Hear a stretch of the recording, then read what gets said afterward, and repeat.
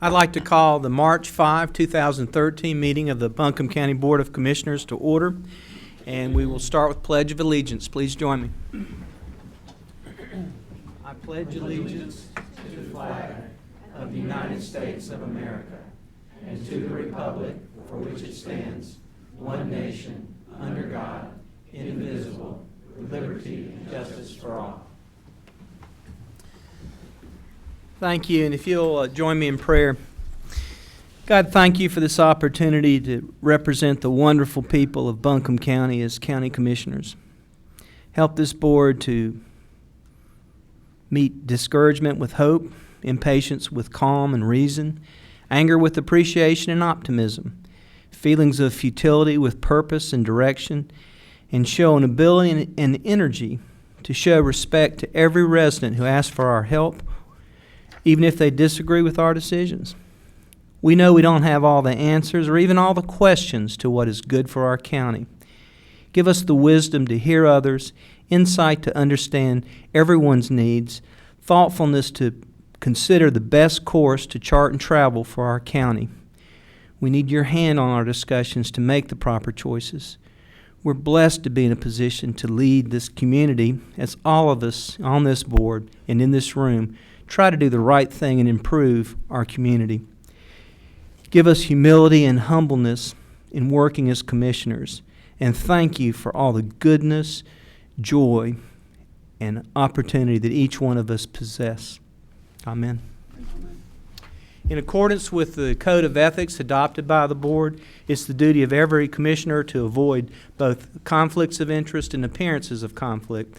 Does any board member know of any known or potential appearance of conflict with any matter coming before us today? If not, we will proceed. Is there a motion to follow the agenda as it has been published? So moved. Been a motion by Vice Chair Jones. Is there a second? Second. Second by Commissioner King. Is there any discussion? And that is in the additions that we talked about in the pre-session. Yes, the additions would be Commissioner Fryer asked for a personal moment and the resolution on the CTS before board appointments. Okay, if no discussion, all those in favor say aye. Aye. All opposed, no. The motion passes 7-0, and we will follow the agenda as amended. Commissioner Fryer. What I'd like to say is this board appointed me to the AB Tech trustee thing, and then we found out that Madison County had appointed another commissioner. I appreciate their thoughts for doing what they did because it's a good board and we need somebody from Buncombe County on it. But in the haste of that, right now we have an opening, which is Mandy Stone, but I'm asking for Ms. Stone to step back in until this board can make a decision who that we would like to replace her when she decides to come off, or we'll find somebody. But I'd like for Mandy Stone to stay there until this board can get back together or we figure out what's going on with Madison County. So that's I apologize to this group for, there's been a lot in the newspaper. And I appreciate their support 100%, but I'd just like for Mandy to stay now, back off, and that way we do have somebody that can bring stuff to us and understand what's going on with AB Tech, because we have a lot of money going there, and, I think we need somebody there now to make sure that it's watched. So I think her and Ms. Peterson's still there, but Ms. Stone comes to work here every day and we can find out something, so I appreciate it.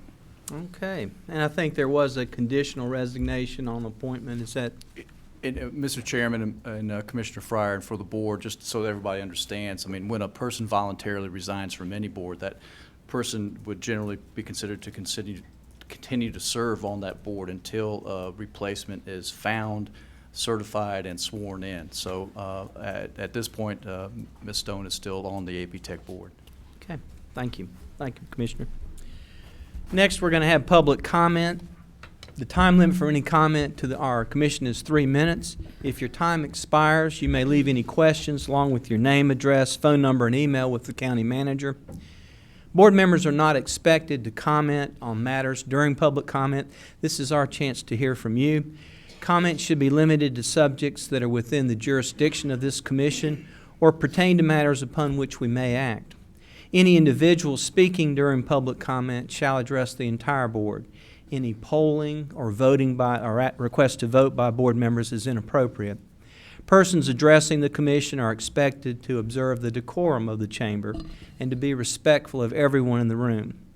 Any person who willfully interrupts, disturbs, or disrupts the session will be asked to leave the meeting.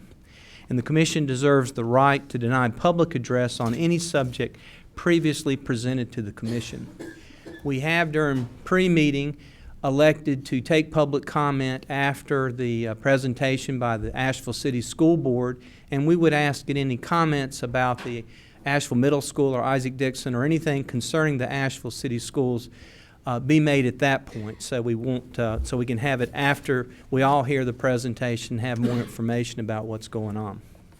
So with that, I'll ask if anybody has public comment tonight on any other subject. Yes, sir, Mr. Yelton in the back. And anybody else wish to comment as he's coming up? Mr. Rice, if I could just have you in line there in front of Mr. Glazner. So we have our sheriff with us. Thank you, Sheriff Duncan. Good to see you, sir. It's my understanding that I can address the schools now if I would choose to, too, based on what you said at the pre-meeting. So that's what I'm going to do. Looks like somebody needs to get out of here, because anytime you see a crowd like this, you know something's coming. You know they're lining up at the trough looking for money. And that's exactly what's fixing to happen. And I've made a few calls and information. This is a matter of information. The money that is available for school construction that the Buncombe County Schools holds is a tax that approximately 15% of that money went to the city and 85% went to the county. The city for years has had an excess tax that they voted on themselves. And I think you need to look at the money spent per student. The city spends more than the county. And now we're going to go to the county pool of money and give that to the city to build schools. That is not what the tax was set up for. The tax is controlled by general statute. This board cannot decide where those funds are to go. That's left up to the legislature, and that's where the decision will have to be made. I think there's some concern on this board that if you ask to take that money out of construction and use it for school needs, that the legislature might take it from you. But I think if you, as board and citizens of this community, come together and say, we've got enough money put back to build schools, we're going to take care of that problem, and we're going to use that money for teachers and aid in the school. I think you need to consider that. I'm not against building, I'm not against education, but when the city has had that excess tax all these years and their fair share of that money, most people don't realize in this county, and a lot of people have been involved in politics all their life, do not realize that when the city extends its boundaries, the school does not go out with it. The school is a separate entity, and the county is operating many of the schools that serve students in the city right now. And that's why they have to have that much more money. If the city wanted a bigger share of that tax money, guess what they could do? They could, when they annex, take those schools over, and they'd get a bigger share of that money. So I just wanted to pass that along to you, because it's my money, it's all of our money, and we need to spend it wisely, and don't just give it up because a bunch of people line up at the trough. Thank you, Mr. Yelton. Mr. Rice? Anybody else wish to be heard on public comment at this point? Okay, Mr. Rice. Thank you, Mr. Chairman, members of the board. I'll speak to the education later. I think in the public comment section and the way you've orchestrated it on your procedures, you need to take a look at it. The point being that at the last meeting, Mr. Chair, you offered up a petition from someone, and it had 400 signatures regarding safe schools and SROs, and either allow that for everyone and not be here, or if the person's speaking on the agenda items or public comment, they ought to be here. The other thing about the petition on the safe school or SROs, in that petition, if you look at it, it's an online petition, and it represented 15 or 20 different states. This was not local petition. So I'd like for you to take that in consideration. It sounded good, but after looking into it, it wasn't as well as it sounded. We need our local people to weigh in on that.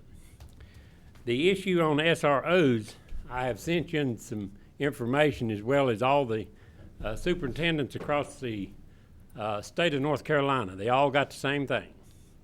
And it's very in-depth, it's very legal, and I'm not an attorney, and I don't want to be one. But I would like for you to consider these statements regarding SROs or SPOs. They can be either one. And what I'd like for you to consider is that the school buildings is something you want to keep safe. You want to keep the children safe. But first of all, primarily, you want to keep the buildings locked down in a way that it can be safe for people coming in and out. As far as SRO officers, Transylvania County has got 7 officers. Buncombe County has 7, I believe. Or we might have a few more than that, but we've got 42 schools. They only have a handful. Now, the point being, we need to look at what the root of the problem is. Mental health being one of the biggest. We need to look at that. But on the other side of this, we need to look at what is presenting itself with police being in the school or SROs being in the school, because I think that there's some issues related to the legal things that I've given you to look at, and later we'll bring back a little more specifics, but I wanted to get this out to make sure you got the same information everybody has, because this is a statewide, it's a national problem, but I don't think we need to be looking at it from a policing point of view. We need to be looking at it from how the school operates and how it should operate. Thank you. Thank you, Mr. Rice. Any other public comment? And again, we're going to hear comments on the city school presentation after that presentation. If not, let me recognize Dr. Wanda Green to start the discussion. I'd also like to recognize Gene Bell, Chairman of the City School Board.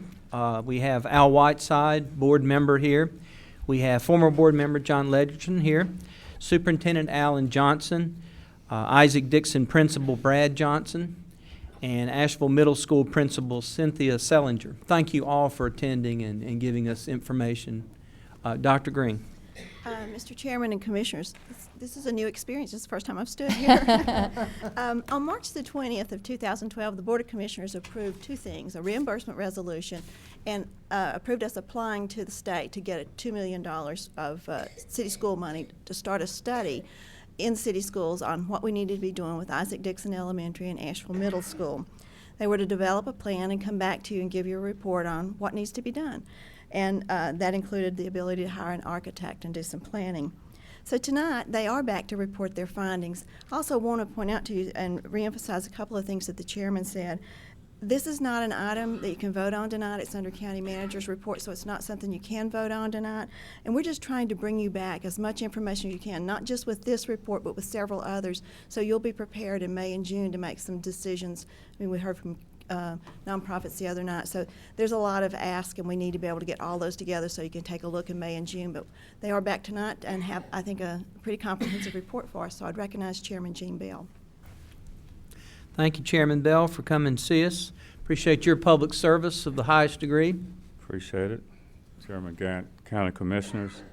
My purpose is just to introduce the intent for this evening and to talk a little bit about the Asheville City School systems and where we are today and where we'd like to be. We also want to thank the county manager, Wanda Green, and her staff for working with us. This is a very, very tedious process. I think Al and the rest of the staff, we've learned a lot about the complications of trying to do this and why we're where we are and how we can possibly address the needs. But in closing, I just wanted you to remember that out of all the presentations that will be presented by adults, the intent of these presentations is to address our most valuable asset, and that is our children. So that's why we're here this evening. So thank you again for allowing us to make the presentations. Thank you, Chairman Bell. Superintendent Johnson, it's good to have you here again. Thank you, Mr. Chairman, County Commissioners. It's always a pleasure to come before you to talk about my favorite topic, and that's Asheville City Schools. So again, thank you for allowing us to come, and also want to thank Wanda Green for her steadfast support. It's always good to come, and visited with her last week about an update on where we are. But we have a PowerPoint presentation we're going to go through. We have several presenters, so we're going to try to keep this upbeat to honor your time and try to make it informative for you. So we would ask perhaps if we could go through it and then answer any questions you might have at the end, so to make sure that we are certainly staying within our time limits. But basically, these schools that we are going to share with you tonight, we know we're designing for the next 50 to 60 years. So that's what we have in mind to address the needs of our children for the next 50 to 60 years. These schools are going to be conducive to supervision and to improve student achievement. That's what we want to design. Also connected. These schools connected to 21st century technology and expectations. We're preparing children for their future, not ours. And it's going to look very different than ours has been. But also community friendly. We want these schools to be a warm, inviting place that our students want to go, a safe place that fosters learning. And certainly we want it to be contemporary. We want it to be improved learning, and that where daylighting, which we know is a research-based initiative, daylighting improves student achievement.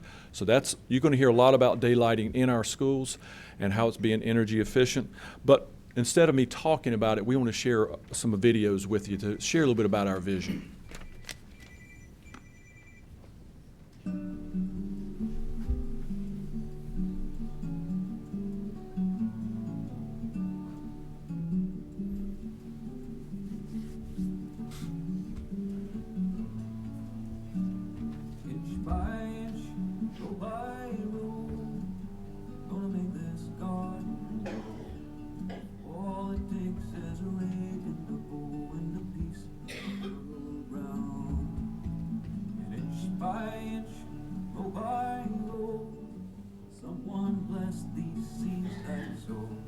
Someone warm them from below till the rains come tumbling down.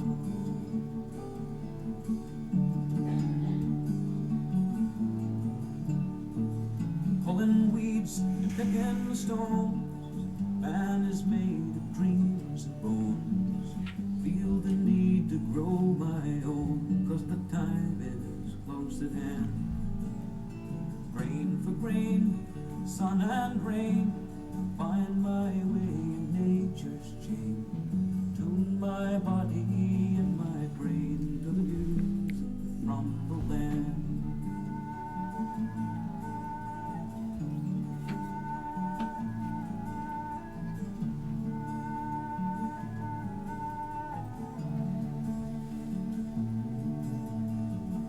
Plant your rows straight and long, temper them with prayer and song. Mother Earth will make you strong if you give her love and care. An old crow watching hungrily from his perch in yonder tree. And in my garden I'm as free as that feathered thief up there.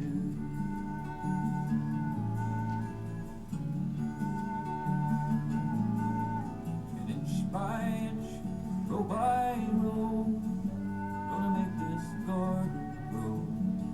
All it takes is a rake and a hoe and a piece of fertile ground. And inch by inch, row by row, someone bless these seeds I sow. Someone warm them from below till the rains come tumbling down.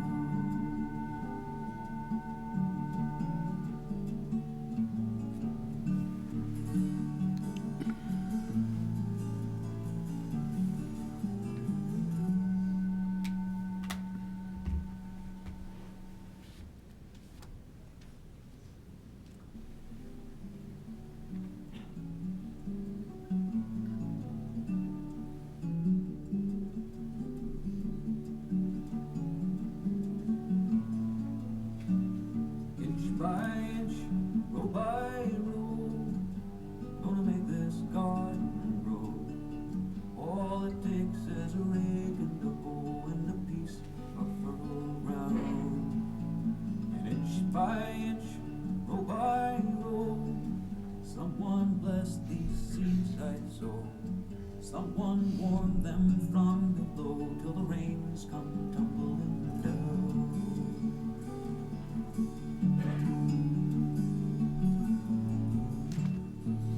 Pulling weeds and picking the stones.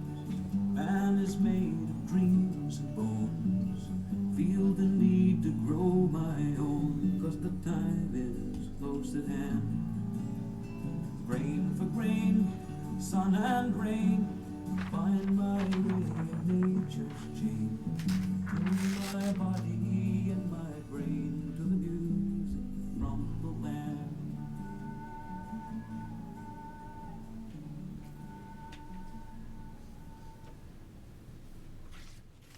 Good afternoon, Chairman and Commissioners. My name is Brad Johnson. I'm the principal at Isaac Dixon.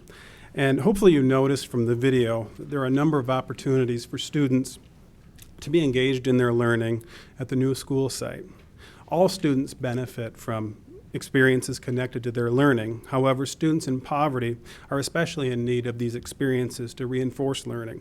Opportunities the new site provides with outdoor classrooms for all students in conjunction with service learning, field trips, and working within the proposed garden spaces provide those concrete learning experiences. Without those connections, learning can be too abstract, connection is lost, and students are left behind. With the new building, students can take their learning outside the four walls of a classroom without having to leave the school property and have their new learning resonate within them. Thank you.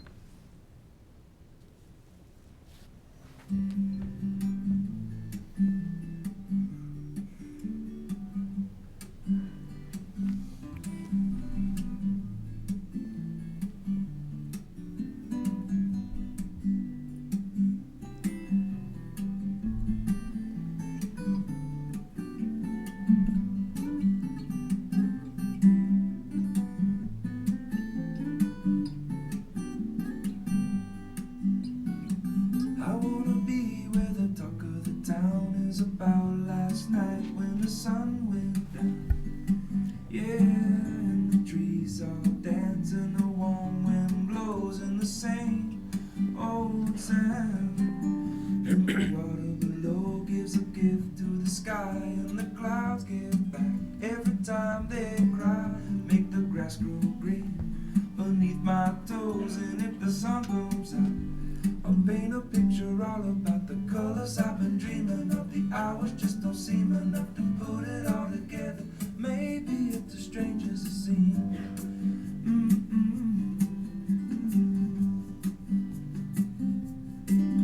And the trouble I find is that the trouble finds me. It's a part of my mind. It begins with a dream and a feeling I get when I look and I see that this world is a puzzle. Find all of the pieces and put it all together, and then I'll rearrange it. I'll follow it forever. I'll always be as strange as it seems.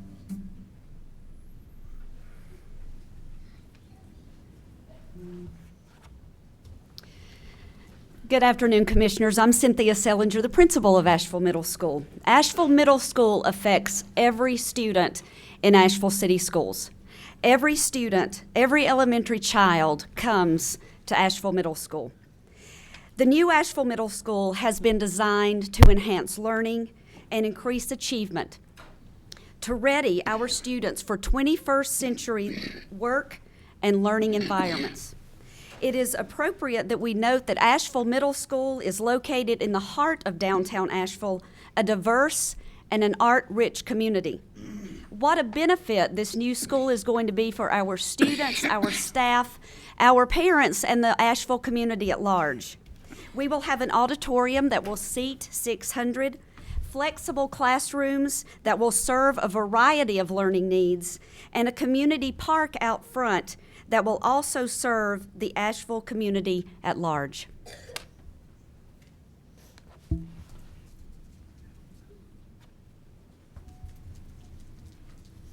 Good afternoon, Commissioners.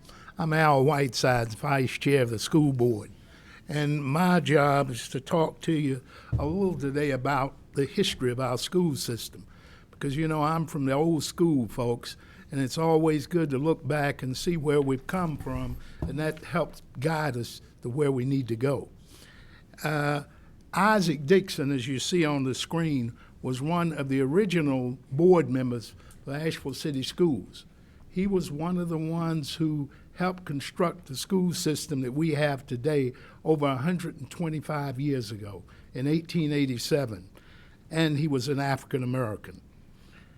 Along those lines, both schools that we're planning to replace were originally African American schools, but today they're still in operation and we're still using them. Although I must say that, being 40 years in banking, it's just so much money you can put in a facility before you start to throw good money after bad. And I think we've reached that point. Hill Street School was built in 1953.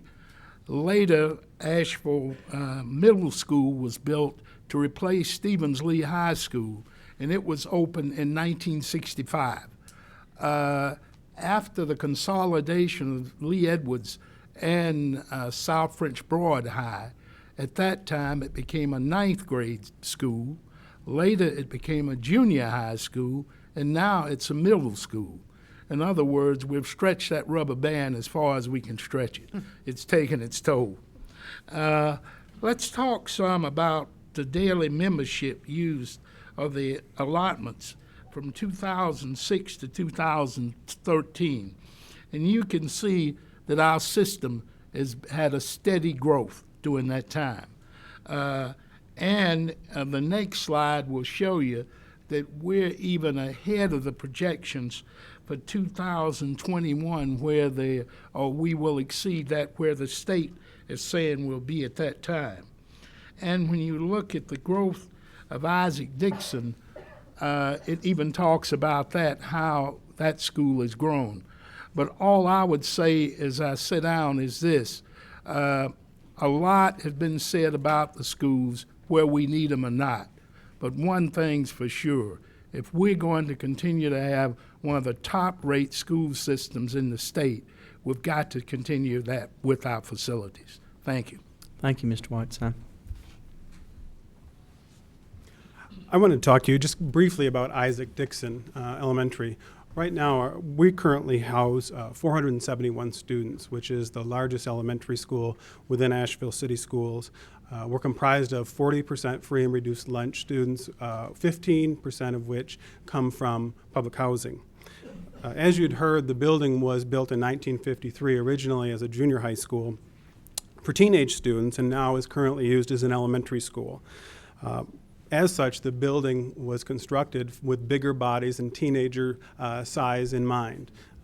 The cabinetry, the bathrooms, the hallways were not meant for 5-year-old bodies.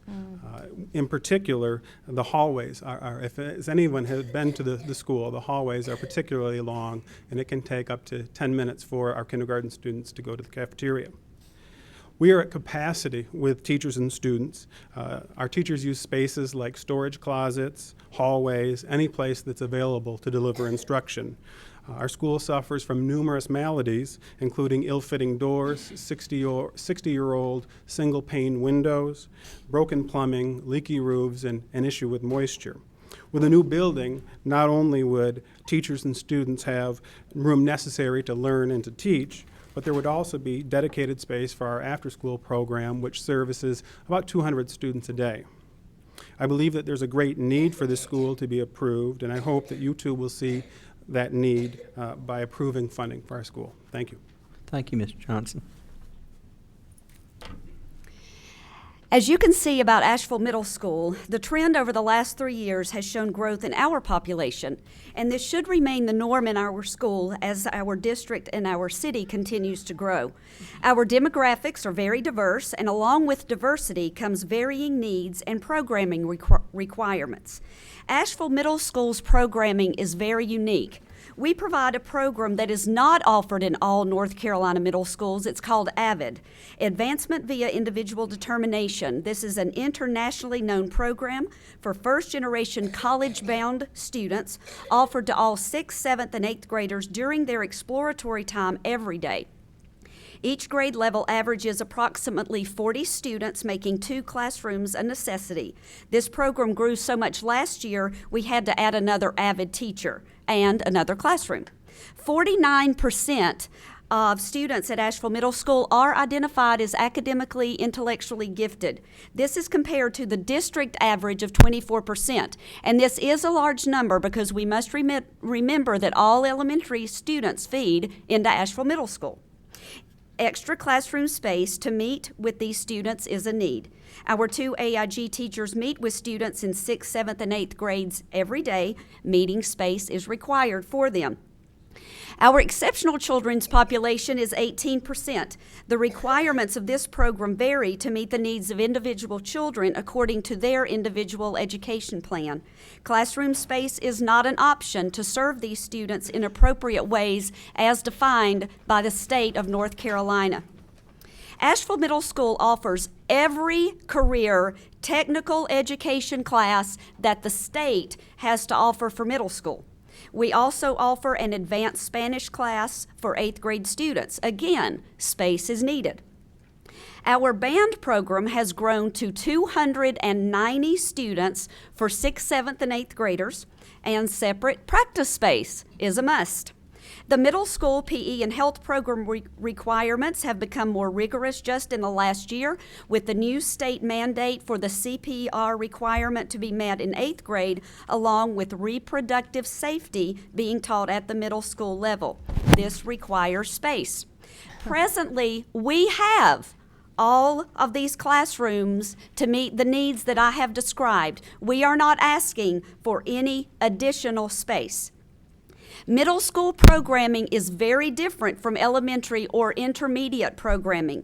National middle school curriculum comes with multiple options and is designed to help students explore various career paths, be exposed to different languages and arts programs, and to be taught how to stay healthy and safe. Asheville City Schools students and families deserve a facility that will meet the requirements for learning and that will enhance their learning experiences. Thank you, Ms. Sellinger. Continuing, we're going to take a closer look at some of the deficiencies at Isaac Dixon, for example. As you've been mentioned, it's been built in 1953, 60 years of age, and then the middle school. We're going to take a closer look at both of those. But under Isaac Dixon, this is a shot of the hallway, kindergarten, first grade hallway, that has lack of flexible spaces. And in today's environment with children being used in flexible space, regrouping is very common, is best practice, and because of the configuration of the school, it really limits what we can do there. Another issue about Dixon is that antiquated restrooms. What you see here are pipes that had to be run through the ceiling because we could not locate the leak in the floor, and we didn't want to tear up the whole floor going down the first grade wing, so we ran the piping through the ceiling in the bathrooms in the first grade wing. Additional information about Dixon, we have issues with traffic patterns that we try to maintain safety as best we can outside the building, but we have a church nearby us who works very much a partner with us, but we have to be sure that safety is a critical piece there, that we have staff and all out trying to make sure that we're keeping the children safe when we're dismissing, as well as bringing parents bringing children in the mornings. But also Dixon, we also have security issues in the area that it's located. We have spaces like this. We have to make sure we keep people out there visible and watching students throughout the school day. Also issues with drainage. You'll see when it rains, this area is prone to flooding where kids either have to walk around or cannot use this space because of the flooding areas. Another issue with an old building that's 60 years old like this, we have children in wheelchairs, and we've had them at Dixon who had to go outside down the walkway and come around through the building by the gym in order to access the lower fifth grade wing down there. So that does not have any access within the building. Another thing is inefficiencies. This is a picture of the boiler room, and this is the real boiler room that we're using, and it's we've worked on it, continue to keep it maintained, but that is an actual picture that we are using, that boiler room. And lastly, let me move over to the middle school. The middle school, as was described earlier, was built as a high school and then changed into a junior high, and now we're using it as a middle school. And that facility is 48 years old, so it is showing its wear and tear. But one of the pieces I want you to remember from the middle school, it has over 3,000 feet of hall space. 3,000 feet, that's a half mile of hall space, stairwells. So it can tell you when you're trying to create a small team-oriented middle school, it really has been difficult to do. The staff's done a great job along with Ms. Sellinger, but 3,000 feet of hallways and stairways to supervise with middle school children is a challenge. Also, the middle school lacks in terms of science labs.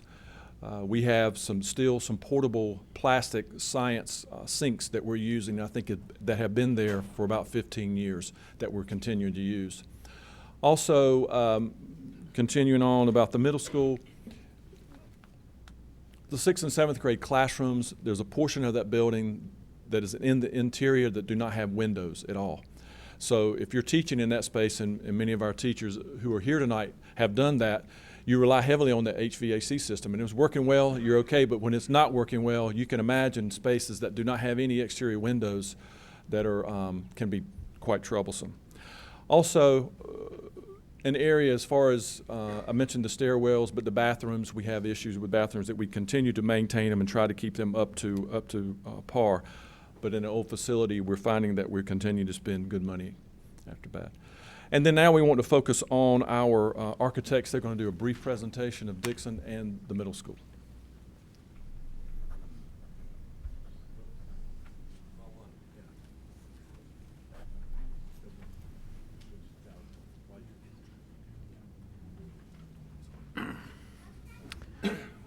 Chairman Gant, fellow commissioners, I am John Ledgerton, architect for the new Isaac Dixon Elementary School, along with Mike Nicholas from Innovative Design out of Raleigh, North Carolina.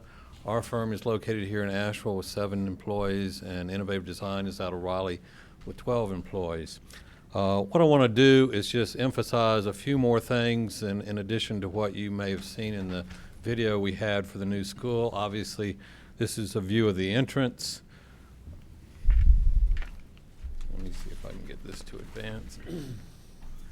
This is a view of the floor plan of the proposed new school. It's 75,342 square feet. It will include a new media center, a new administrative area of the school, a cafeteria. It's a multi-purpose combination gym auditorium, which is a very efficient use of space. We have 3 individual separate classroom wings. The first one here handles the kindergarten and 1st grade classrooms. The middle one handles the 2nd and 3rd grade classrooms. And if I can get the clicker to advance here. The top one is the 4th and 5th grade classrooms. There we go. In designing this building over the last 6 months, we've started out with a very strong participatory design process. And the advantage of using that, we're getting a lot of input, but it ties in so closely with the experiential education theme of Isaac Dixon. And that is one that calls for engaged, active, hands-on learning, emphasizing relationships for the students with the local community and the world. And that's out of their vision statement, and we've stayed true to that in this design process all along. We've had quite a number of participants in different groups. You can see on this slide the list of people from the public, students, parents, city school officials. We've met with Hill Street Baptist Church, which is adjacent to the school, other community members and neighbors, city police, and housing authority staff. We've included members of our design team in all those meetings. And if you kind of look at the last 6 months in total in terms of involvement and input, we've had over 65 project meetings, and we have over 1,160 parents, students, teachers, administrators, and community representatives involved. So the designs you're seeing tonight, excuse me, for this new school really have had a lot of input and working closely, obviously, with the school community. In terms of our project schedule, we're looking at an 18-month construction schedule. We began the programming and design, schematic design phases in August and September of last year. We are currently in what's known in architectural phases in the construction document phase. We will complete that at the end of April. We hope to have a construction manager selected for this construction of this new school in March and April. Then working with that construction manager, there will be subcontractors identified and selected in May and June. When school is out in mid-June, the plan then is to move all the furniture, fixtures, and equipment from the classrooms at Dixon over to the Randolph School, which is just 2 blocks away. And then, again, according to this schedule, that in July of this summer, 2013, the plan is to start construction on the site. And it would begin with demolishing the existing school, doing regrading of that site. The new school is going to be all on one level, which is ideal for an elementary school, handles a lot of accessibility issues. 18 months for construction would have the new school completed in December of 2014 and occupancy in January of 2015. As again, you know, the educational theme for Isaac Dixon is experiential education. So as we've met with the teachers, parents, students, we've listened carefully. We've tried to integrate the different components of that, not only into the interior spaces in the building, but also around the site. The nature trail at the back of the current school will be maintained. We are going to have some solar hot water heaters providing hot water for the cafeteria at the school. We are going to have rainwater collection tanks, storage tanks that will collect rainwater for flushing toilets throughout the school and also for use in the community garden. This technology has also been used at the most recently constructed Buncombe County intermediate schools. At the front of the school, we have some sundials, again emphasizing the students' relationship to some of the natural daylighting and solar technologies that are into the school. There's a greenhouse at the front of the school, which is an educational greenhouse that will also be used for starting plants in the community garden. Over here on the left, lower left side, there are actually 2 stormwater retention ponds, and those will be treating the stormwater that's coming off the parking lots. It'll also, a portion of the roof of the building, the water will be draining into those stormwater ponds, and then as well as some of the site water. And it's a less expensive way than creating underground tanks to do that. But the upper of those 2 wetland ponds will actually be an educational pond for students to come and use, to experience the plants, to test water and see how it's being treated.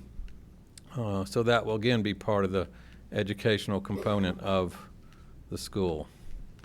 And I'm still having trouble with this advancing, but there you can see where the new school and community garden will be used, located in front of the school. We have exterior classrooms, as you saw in the video, and the principal, Mr. Johnson, talked to you about. It's a very important part. And again, if you look at the recently completed intermediate schools for Buncombe County, both of those had outdoor amphitheaters and educational spaces. So we're not asking for something that's particularly different from the norm for new schools.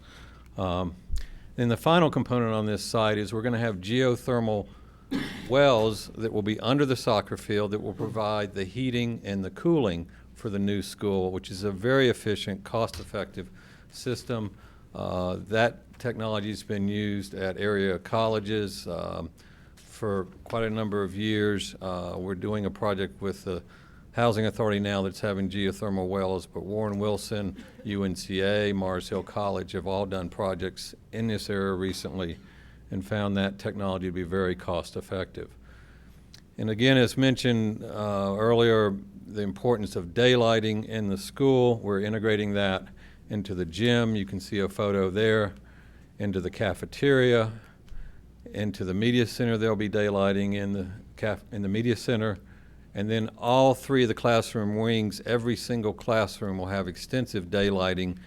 And again, as was mentioned earlier, there's very long history of well-researched benefits to student achievement by having more than normal daylighting incorporated into those classrooms. At this point, I'm going to ask Mike Nicholas to come and talk to you about some of the energy strategies and costs for the buildings. Thank you.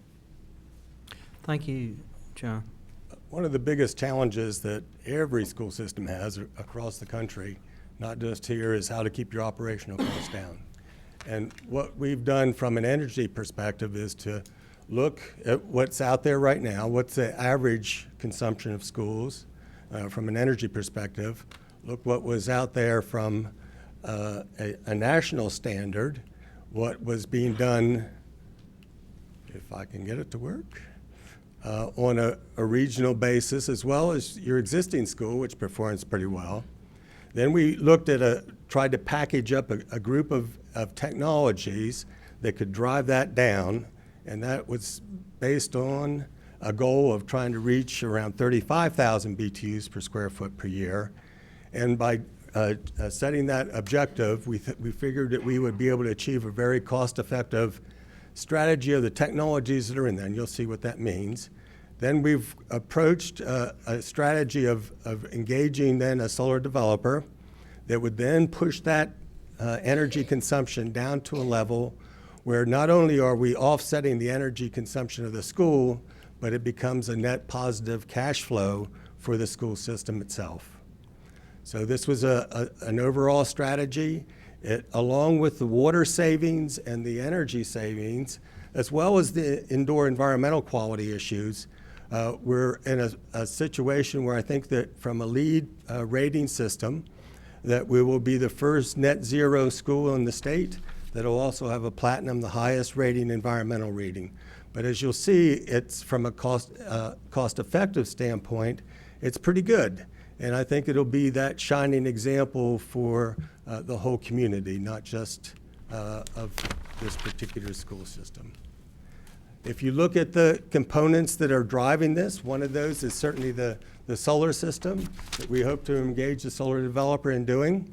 I've checked as of even yesterday with different developers showing quite a strong interest on this project.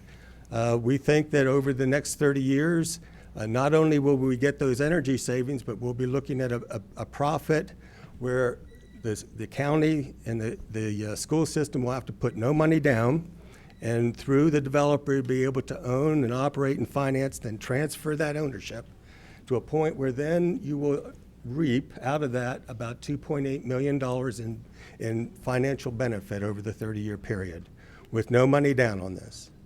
So it's a pretty good deal. If you look at the individual measures, the energy strategies that we have there, there's a whole package of them, from the energy efficiency measures to the daylighting that we're talking about that has a good, strong energy savings, but also it drives down the cooling loads on the building. The geothermal system is one of those big winners. So it really drives that energy savings considerably in terms of bringing that cost, operational cost way down. We have a very small solar hot water system, a couple of collectors, so there's not much savings.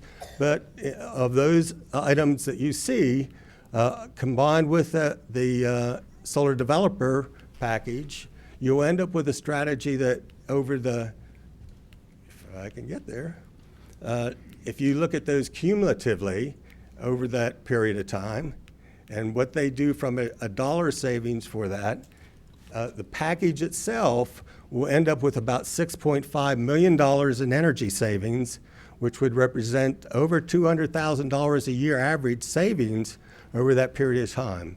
So this is a package of technologies that is all less than a 5-year payback. So if you look at these, they're all going to be reasonable. The solar hot water system by itself, the small system of 3 collectors, it would be the one technology area that might be pushing around 12 or 15 years, but the rest will all be in that range that'll be a solid, and combined together, you're going to see a really good return on that investment.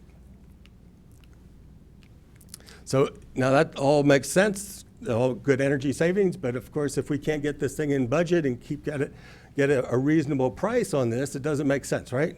So, but I think you're going to see from a dollar standpoint in the overall budget, We're right now at a cost of around $178 a square foot.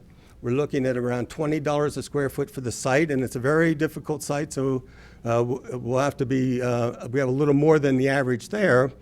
But it looks like you're right around $194 a square foot for that.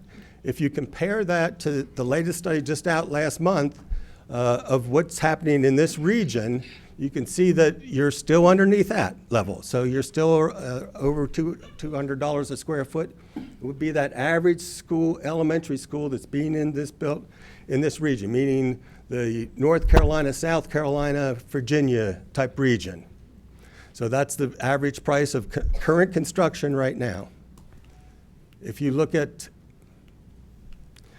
historically, which is, I know everybody likes to look at these numbers, and so do we, because how do you stand against others? And so if you look historically at what's happening energy-wise and dollar-wise on that, you can see that back a number of years ago, we were hitting the construction price of schools in North Carolina jumped way up. So up 50-some% over a couple-year period, right? Even recently, as we're starting to move out of this recession, we're already starting to see prices moving up around 10% per year. So if you look at that historically and you go back and say, when was the preliminary study done on this? That was around $150-some a square foot. But project that ahead now, and you see, if you take what happened over the last couple of years and look at 10% per year, what you're seeing is then a cost for that construction, reasonably projected back from what Department of Public Instruction, North Carolina's numbers, we're right in that ballpark. So we're looking pretty good from that perspective too. So you don't see anything that stands out from that. So then you might want to look at the whole overall project and look at everything, including the move to Randolph and all the other components of this, from the demolition of the existing school and the commissioning and the CM company that would be coming in here, and particularly all those things that are really not part of a typical project, but are in this case, moving to Randolph is part of the deal, right? So to make all this fly, we got to be moving there. So if you look at that number, it's about right under $20 million for all of that package, which fits right in with other types of costs. One other way to look at it, if you were to take those numbers from a project cost standpoint, and you look at just the building and then take a while, those oddball things that are particular to this site that are not in other projects, you see that we're also pretty good shape. There was the cost of the intermediate schools that were just done a number of years ago, but projected to this year's cost. So we're looking at those costs and then say, oh, how do we stand up against them? Well, we stand up pretty good. So we're looking at those costs as well and saying, well, we're still fitting in there pretty good. So I think we have a pretty good answer. What's not in those prices is my brother is, in addition to being a professor at the university, digs dinosaurs. And he's arranged with myself to get this critter donated to the school. Oh. If you saw this in the video, when you came in through the front door, that will be where that critter is. It's about a 30-foot long juvenile hadrosaur.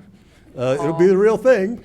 So it'll be the first of those in this state, I'm sure, as well. So it adds, I think, really to the value of this whole experiential learning that we're all trying to create. And I'm very proud to be part of this effort. I think it'll be the best example of experiential learning in the state of North Carolina. And happy to be worth it. Thank you, Mr. Nicholson.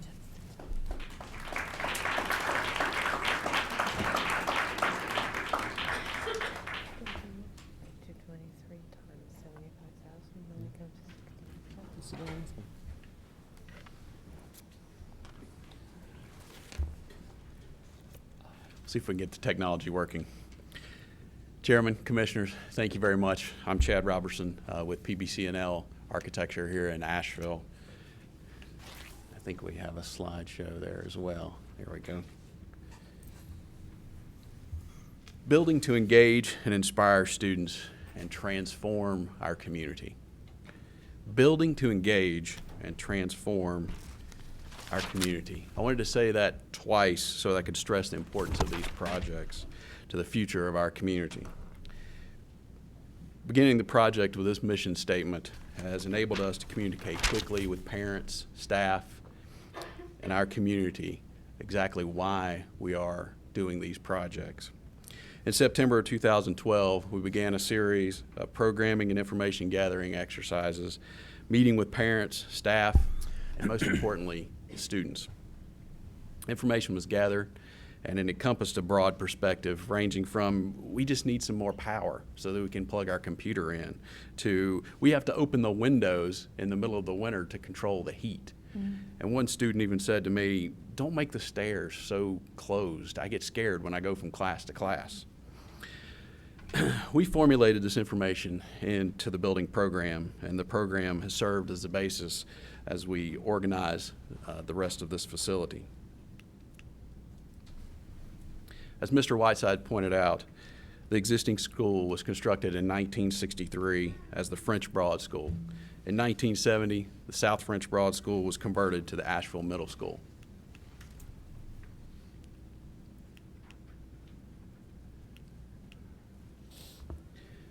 Several additions and renovations have occurred over the years, but the school has largely remained intact for almost 48 years. Imagine the history that this facility has seen: the rise in popularity of the Beatles, the falling of the Berlin Wall, and even the iPad. Projects such as this includes a number of stakeholders and constraints. The components form a web of connectivity.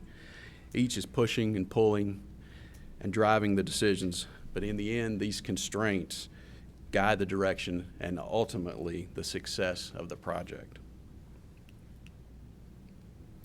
The community is a primary stakeholder in this project, and the goal is to create a facility that not only educates our students, but invigorates the area, creating a sense of pride in the location of the community so that everyone can gather there and be successful. This will include areas such as the auditorium and the gymnasium spaces. All of these areas are organized to allow after-hours access to the community while maintaining the security of the educational wings. We're encouraging the community to interact with this campus, constructing sidewalks and that are inviting and welcoming. Some of you may remember the day you walked into middle school after being the big man on campus as a fifth grader. You remember that? I do. It was a unique experience, and Asheville City Schools is uniquely situated with the magnet school systems. Each of these magnet schools has a distinctive sense of place and a sense of pride. Walking into the new middle school, we want to give that new sixth grader a brief glimpse of his past or her past. Just maybe that banner of Claxton Elementary School up on the wall will give that boy or girl a little less worry as they go to that classroom so that they can focus on their math test rather than their environment. There's a number of challenges in constructing a building on an urban site. 26 acres define this existing campus within the heart of our downtown. Bounded by South French Broad on the east and Klingman on the west, the existing facility is approximately 145,000 square feet. And as Dr. Johnson pointed out, there's over a half a mile of corridors inside the building.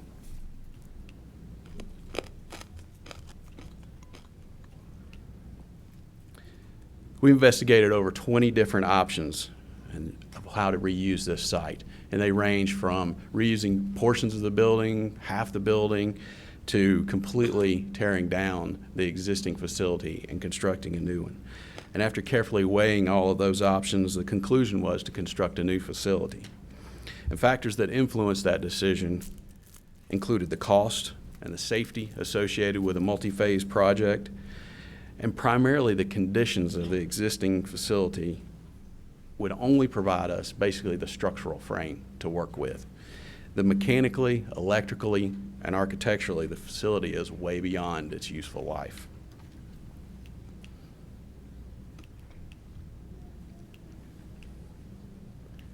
Try this one more time.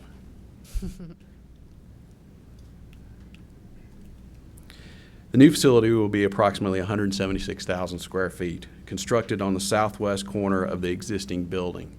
Once the new facility is completed and folks are in the new building, the existing building will be torn down, allowing for parking areas and potentially a green space along South French Broad. In order to accomplish the construction within the campus of the new facility, we're going to have to create a very tight footprint, and the building becomes a multi-story facility with a 3-story classroom wing.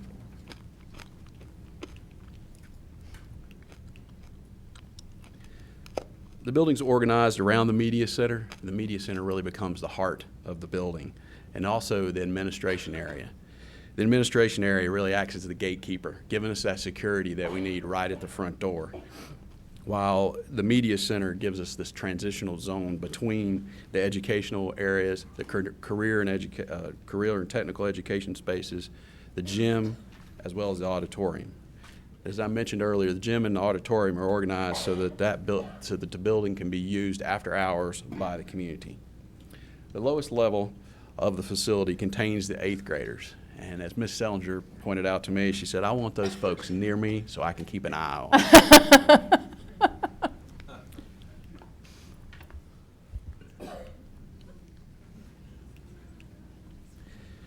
The classroom wings are organized in 4 team studios. Each team has a common studio space, and we've minimized the amount of corridors in the building and we've taken some of the space that traditionally would be used for lockers and for circulation and incorporated that into these team studio spaces.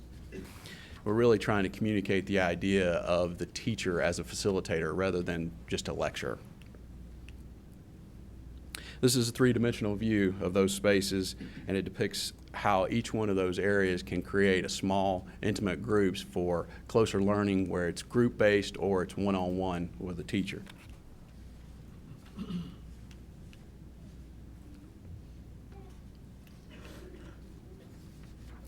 Unique to the middle school, and in particular to Asheville Middle School, are the CTE spaces, or the career and technical education classrooms. These include the technology education lab, basically the vocational shop that we're all familiar with, band rooms, strings, and choral. The media center is organized to allow books, periodical storage, reference areas, and several classrooms to occupy that space simultaneously.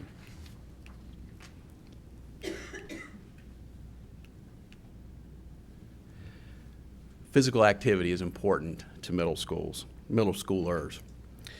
The existing middle school has 2 gymnasium spaces.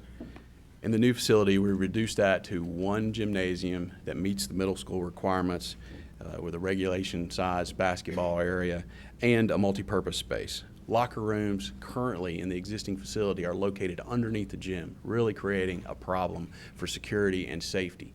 These locker rooms are located adjacent to the gymnasium to increase supervision and provide increased safety. The second level of the building includes the educational wing for the 7th graders and the remainder of the CTE classrooms. The 7th grade area is organized very similar manner to the 8th grade area, and they stack on top of each other, formulating that 3-story space. The career and technical education classrooms on the 2nd level include the business labs, the AVID component classrooms that Ms. Sellinger mentioned earlier, Spanish, art, and family and consumer sciences spaces. We've given the 6th graders the high ground. They're the highest in the building. They're on the 3rd floor.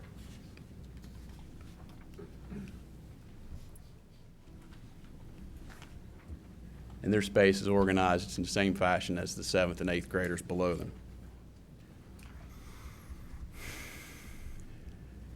Technology and incorporation of adaptable technology is paramount in today's modern buildings. We're focused on supporting the notion of the teacher as a facilitator. We're providing areas where group, project-based activities, interdisciplinary activities can occur. We have eliminated the traditional computer classroom, and we're incorporating the ability to have tablets and mobile devices throughout the entire school. Safety is paramount. The incorporation of this technology will give us the ability to maintain a safe environment for our children. Sustainability. We've implemented a practical approach while reducing the operating expenses and increasing the building's longevity. We're hoping to, and we will, incorporate and eliminate the negative environmental impacts on the building. We will reduce the operating costs, as I mentioned earlier. We will increase the students' productivity and their performance by incorporating daylighting into this facility. Our schedule and the next steps. We currently are in early phases of schematic design, and we are working to select a construction manager, and we should have the design development drawings completed by October the 1st.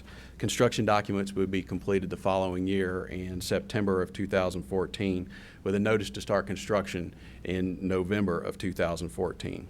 We anticipate the construction period to be 24 months, and then the building would be ready for use in August of 2016. Once the building's ready for use, then we'll tear down the old facility and have the entire project completed by February of 2017. The current proposed construction budget for this project is $39,137,000. The cost per square foot is approximately $221 per square foot. And the current proposed total project budget would be everything: furniture, fixtures, technology, equipment, would be around $46.9 million.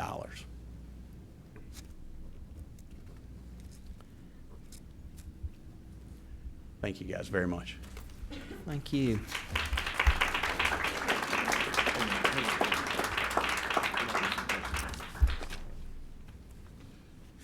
Commissioners, we appreciate your patience. We're near the end. Just a few more slides. About the middle school, we wanted to go ahead and place this slide over here because we know this has gotten a lot of attention in the community about and concerns as we wanted to put this out and be transparent. We did a study back in 2010 where we had Leolio from South Carolina come in and do a study for us. And that study looked at a capacity of 765 students and also retaining the auditorium as well as the gym, maintaining a minimum cost for HVAC, but there were no soft costs included in that figure. No furnishings were done, and escalation was not included. Basically what the architect told us, because we got both architects together about a few weeks ago to look at an apples-to-apples comparison, and the architect told us, well, if you took that school we designed and turned it upside down and shook it, and everything that fell out was not included. This particular project with PBC&L in 2013 that we've done is a capacity of 1,000 students because we wanted to take in consideration our growth that was indicated earlier, as well as looking at a new gym and auditorium. This is a sustainable 50-year building, and it does include the soft costs. So if you look at basically those last three bullets, that's the major difference in terms of more students as well as the soft costs are included, which means total cost and all of that. But our plan from this point has been to take the funds that you provided to us and do a comprehensive study, and I think we've done that, and I certainly want to thank all the folks in the city schools, the architects, the board members, teachers, administrators, parents who work with us putting together a plan, and this has been pretty much a comprehensive plan. I want to thank Ledgerton and Innovative Design for going ahead and being very judicious in developing this plan on a tight schedule, and they have Dixon ready to go. Once we're given the green light by the commissioners, if you're able to do that, I think we can see Dixon go ahead and begin in July. Also want to thank a colleague, Tim Fairley with Buncombe County Schools. I think Tim's here tonight. Tim, where are you? He was here. I want to thank Tim Fairley for taking a look at our plans. He also met with the architects of both firms and has a report that we will provide to you tonight. So I have a copy of that for you. But Tim, I want to thank you for helping with that and with your expertise. But also, our plan was hopefully with a positive response from the commissioners about funding both the middle school and Dixon. Also, we have, part of our plan would be how are we going to pull this off? And that means we would need to relocate our Randolph students to another location that we are looking currently with, talk with City Manager Gary Jackson. We are looking for a number of options, and we'll include our Randolph families and students and staff in that decision, whatever that might be. But also we're looking at commencing construction, as I said, in July of 13, utilizing a construction manager, but also knowing we want to very much be sensitive to local contractors and try to hire as many of those as possible with whatever funding and whatever projects we do. The middle school design process, we're going to continue with that and prep for project bids for next year, for July of 2014. So in a nutshell, Dixon is ready this budget year, and the middle school won't be ready to bid until next budget year. So there's 2 different time cycles on that. And you see the timelines for opening both of those schools are there. But, you know, bottom line overall for us, we have aging facilities. Both of these schools, Dixon is 60 years old, and middle school is approaching 50. We have an increasing enrollment in our school system that is demonstrated by what we currently have over the past 4 years, that a slide Mr. Whiteside showed you, as well as the projections DPI have also provided to us. They're projecting us to grow another 157 students next school year. So we have to have a place to put these children. That's what we're concerned about. Also, a comprehensive search for architects we've done, school and community collaboration that we've certainly involved a lot of stakeholders. But the bottom line for us is improved achievement, student achievement. And that's what we're after. That's what the investments are about from all of us. But it's also good schools help recruiting businesses to our area. You know that Dixon will be 2 blocks from the Chamber of Commerce. What an important school for that to be right there as businesses come to town. And then middle school certainly in the heart of downtown. So these 2 schools will be shining stars for recruiting businesses to our area. But basically, we look forward to hearing positive news from you as soon as in your budget cycle, as Wanda has pointed out to me. But and our last slide is together, let's build these schools. So we, thank you.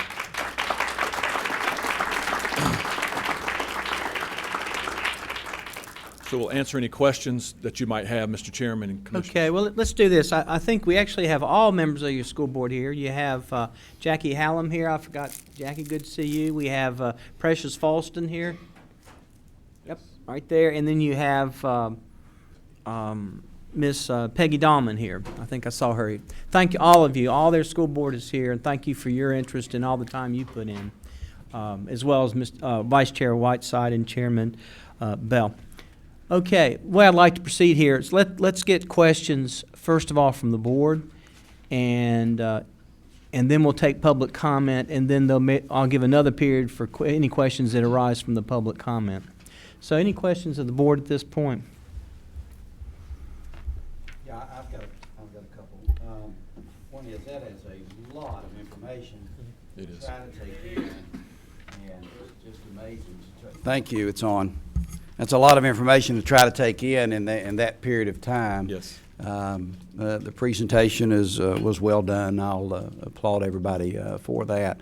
I would just like to know if, you know, the $200 a square foot that I saw, okay, I saw several figures there, and I got confused, okay? It's pretty easy for me to do, so I apologize. But we were 178, went to $194 a square foot. We said that the average in the area was in the region. Are we speaking of Dixon? I think that's right, yes. That's right. Yeah, I think that's right. Okay, and we went to, the average in the region was $200 a square foot, okay?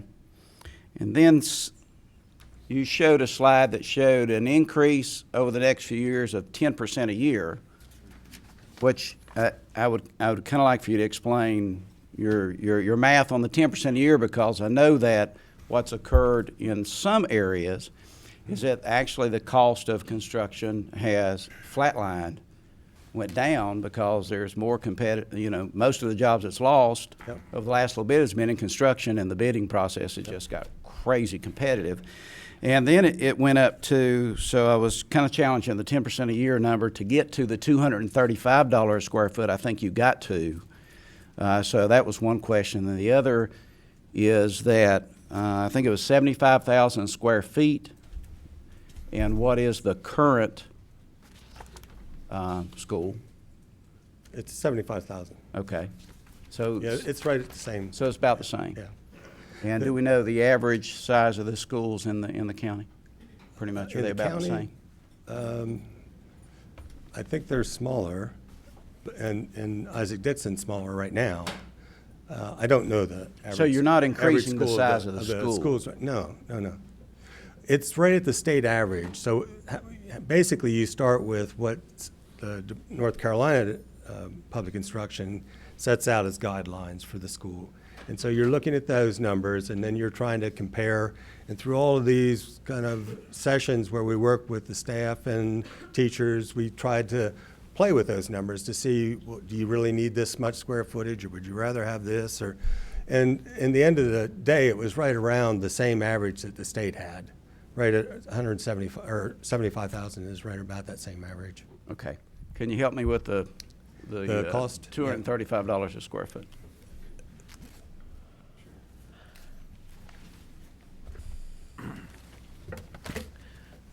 They're good questions you're asking. We've been dealing with a lot of these numbers, and when you go to one source, they quote school construction as construction of the building and the site only. And that was at 194 per square foot number. You go to That included the site. It was 174 That's without the site. And then it was $20 with the $174 site. without the site. You add the $20.84 per square foot for Includes the the site site, work, yes. and you come up with $194.42. Now, two more slides later in our presentation, or three slides later, we showed you the Buncombe County Intermediate Schools 2010 costs. They were bid in December 2009. The contracts were awarded in January 2010. That was $184 a square foot. What that includes is building, site cost, fixtures, furniture, and equipment. So all the furniture included the technology systems, the security systems, the geotechnical surveys, the site survey, the architects and engineers fees, commissioning agent, the permitting costs, the special inspections that the state requires during construction, the lead-related costs, and then a construction contingency. And again, the two Buncombe County Intermediate Schools in 2010, you factored all those things in, and it came up 184 dollars per square foot. What we then did is look at that 10% increase that we've actually, that DPI, the state DPI, has documented over the last several years up until 2011. It's been increasing statewide. And we applied that same 10% inflation rate up to 2013. And when you apply that same inflation rate to the $184 a square foot for the intermediate schools in 2010, and you bring it to 2013 prices, and they come up, it comes up equal to $243 a square foot if you were building those Buncombe County intermediate schools today. What Isaac Dixon, with all those same cost factors I just mentioned, and our cost estimates, which have been very detailed, it's a 30-page cost estimate using an independent cost estimator. Our projected costs are $235 a square foot when you include those same components. And this is not an exact science, but what it says, we're in the same ballpark. The letter that Superintendent Johnson will be presenting to y'all from Buncombe County Schools from Tim Fearley, when we sat down and talked with him, he went through all the finishes that we have in the school, what he saw that we're using VCT and carpet in the classroom, the same materials that they used in Buncombe County schools. We're using similar structural systems.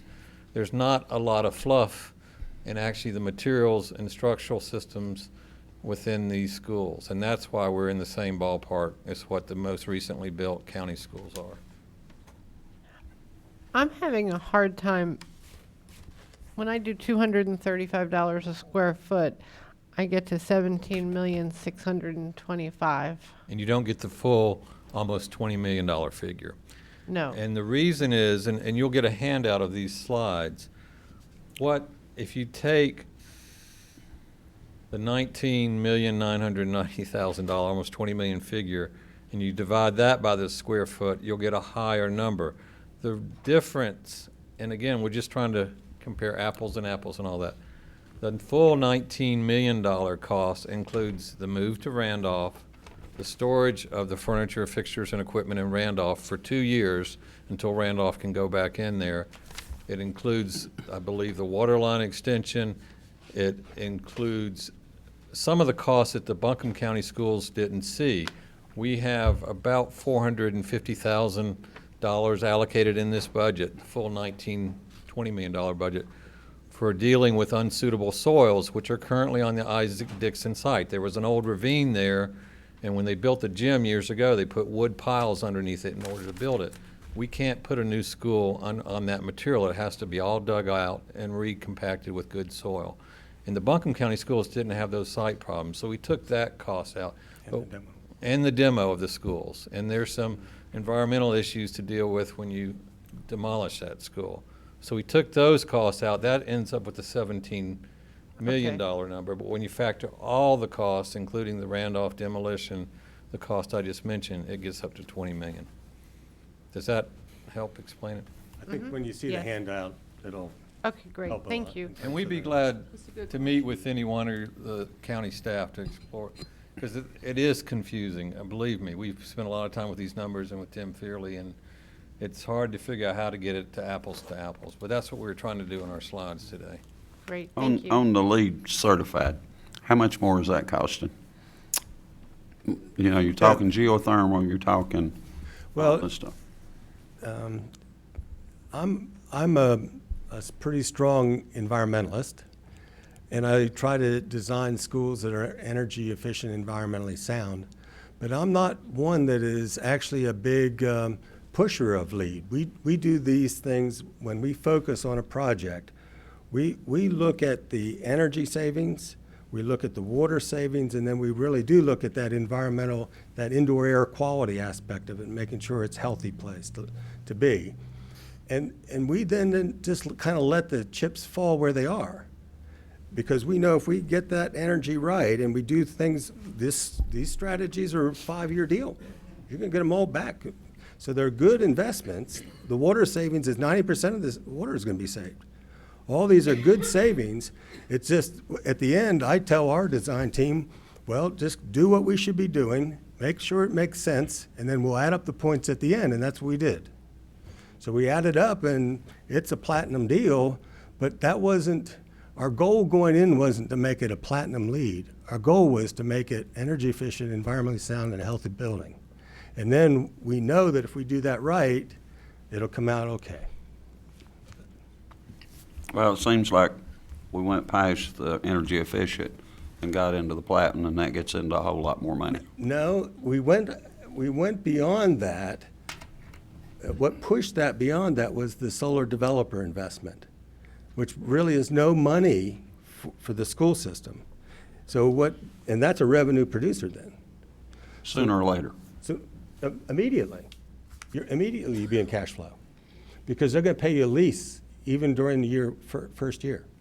So you're going to be in positive cash flow from the very beginning of that project. And so it's a good thing to do. Every school should do it. Well, I've seen it's going to do it out of Dinka, but it hasn't happened yet. It could. It can. It can. Well, nobody said it couldn't, but it hadn't. Well, what would be the downside if it didn't? We would be no worse off. Well, it's just like the energy. What is the energy? I have a friend that's got solar panels on the roof. He started out 11 cents, now he's down to 4 cents. So, what is, you're talking it's going to make money. How do you make money when you're one point you're 11 cents and then you're down to 4 cents? I'm not sure what you're saying. That's the money that CP&L or Progressive Energy is paying him for his energy. Yeah.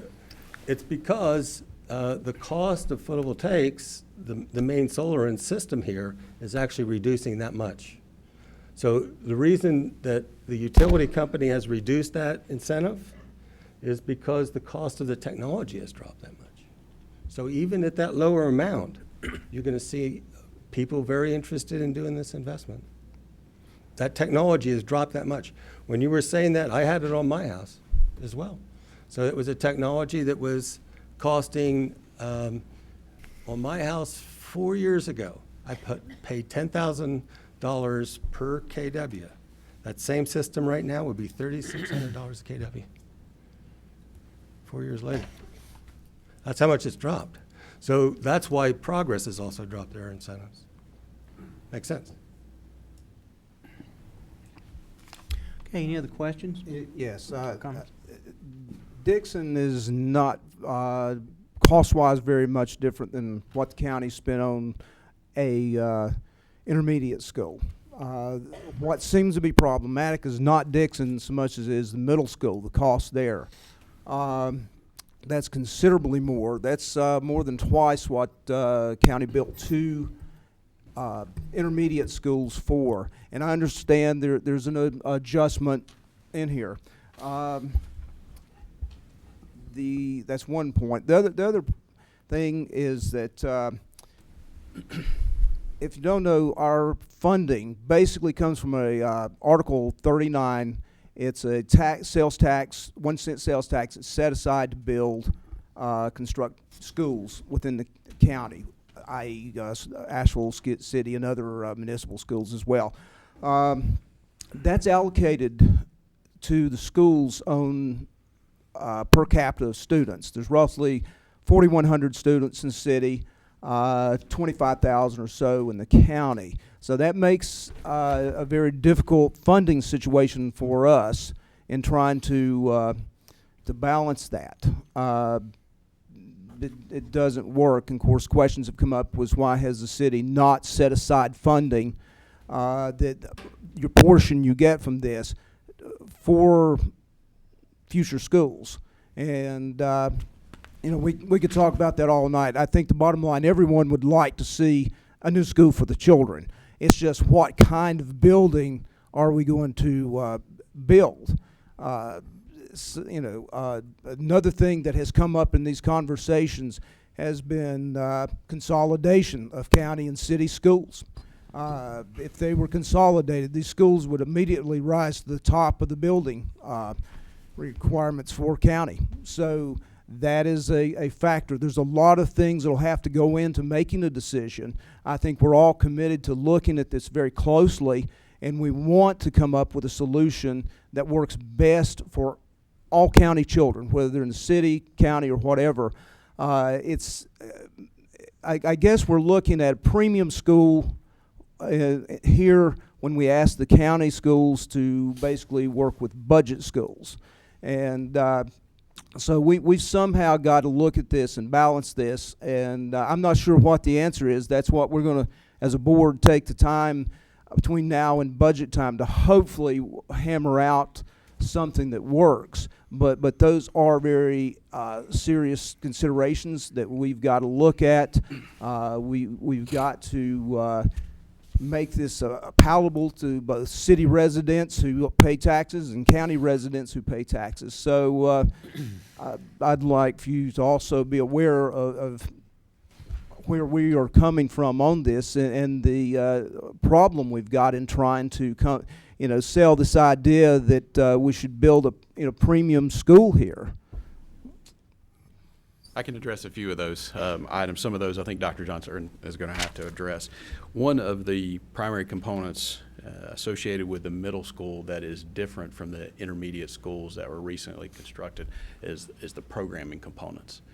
The program of a middle school is substantially different from an intermediate school in that we have shop spaces, we have a number of classroom spaces that are not included as part of an intermediate classroom. The size of the building alone is a big factor in it. I mean, we're at 176,000 square feet, so it's almost double the size of those intermediate schools as well. So.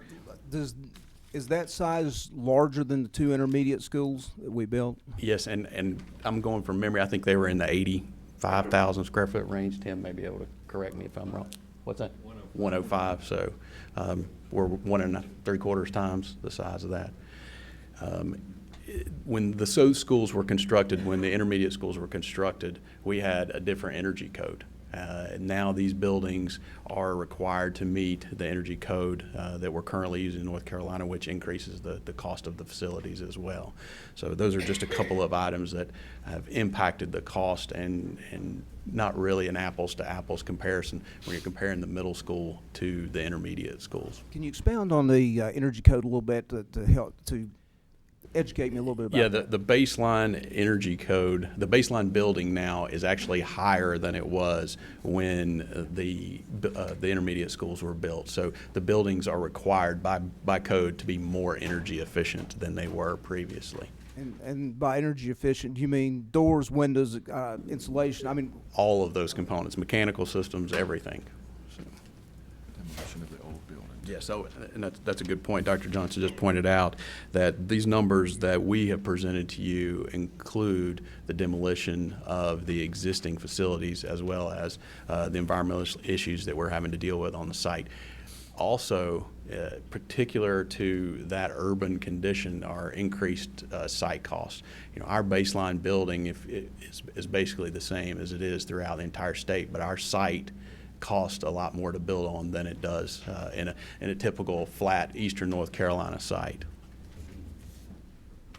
I think the powerful thing for me, because I am concerned that the headlines are going to be Asheville City wants to build premium schools, and I think that the data that's come forward pretty strong tonight has been the comparison with the regional cost, with comparison with the square footage per, when you do get down to the apples and apples of it all, where it is right in line. We've got these other expensive things like demolition, like site soil problems, like relocation, like anyway, y'all get the picture. So I sat down, and I think people that have followed this board know that I am pretty tight with a penny, no matter what the product is. And you know, I kind of felt bad for Superintendent Johnson and 2 school board members and a couple of other folks that had the privilege of me kind of rolling up my sleeve and asking really, really hard questions. And they have really stepped up and done their due diligence to look at these numbers, to look at them hard, to ask the questions over and over again. So I personally would not be supportive of a premium product. I don't think that's appropriate for taxpayers in the city or taxpayers in the county. But I do think, you know, to fund schools that are equally of quality that we've had, I think that's fair.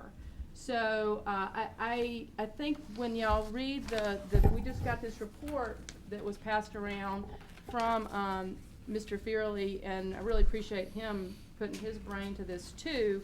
You know, we didn't know what he was going to say, right? I mean, it's like, okay, we hope it's going to be, you know, but it's very detailed. It's very sound thinking, and the conclusion is this is what it costs now, y'all. And now that doesn't answer our question of how we're going to do it, but I do feel like that the product that we've been presented tonight is right in line with the other fine products that we've supported before.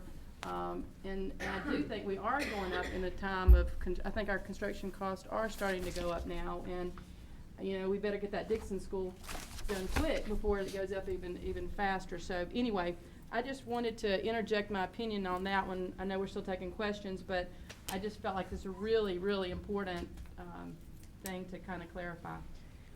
Thank you.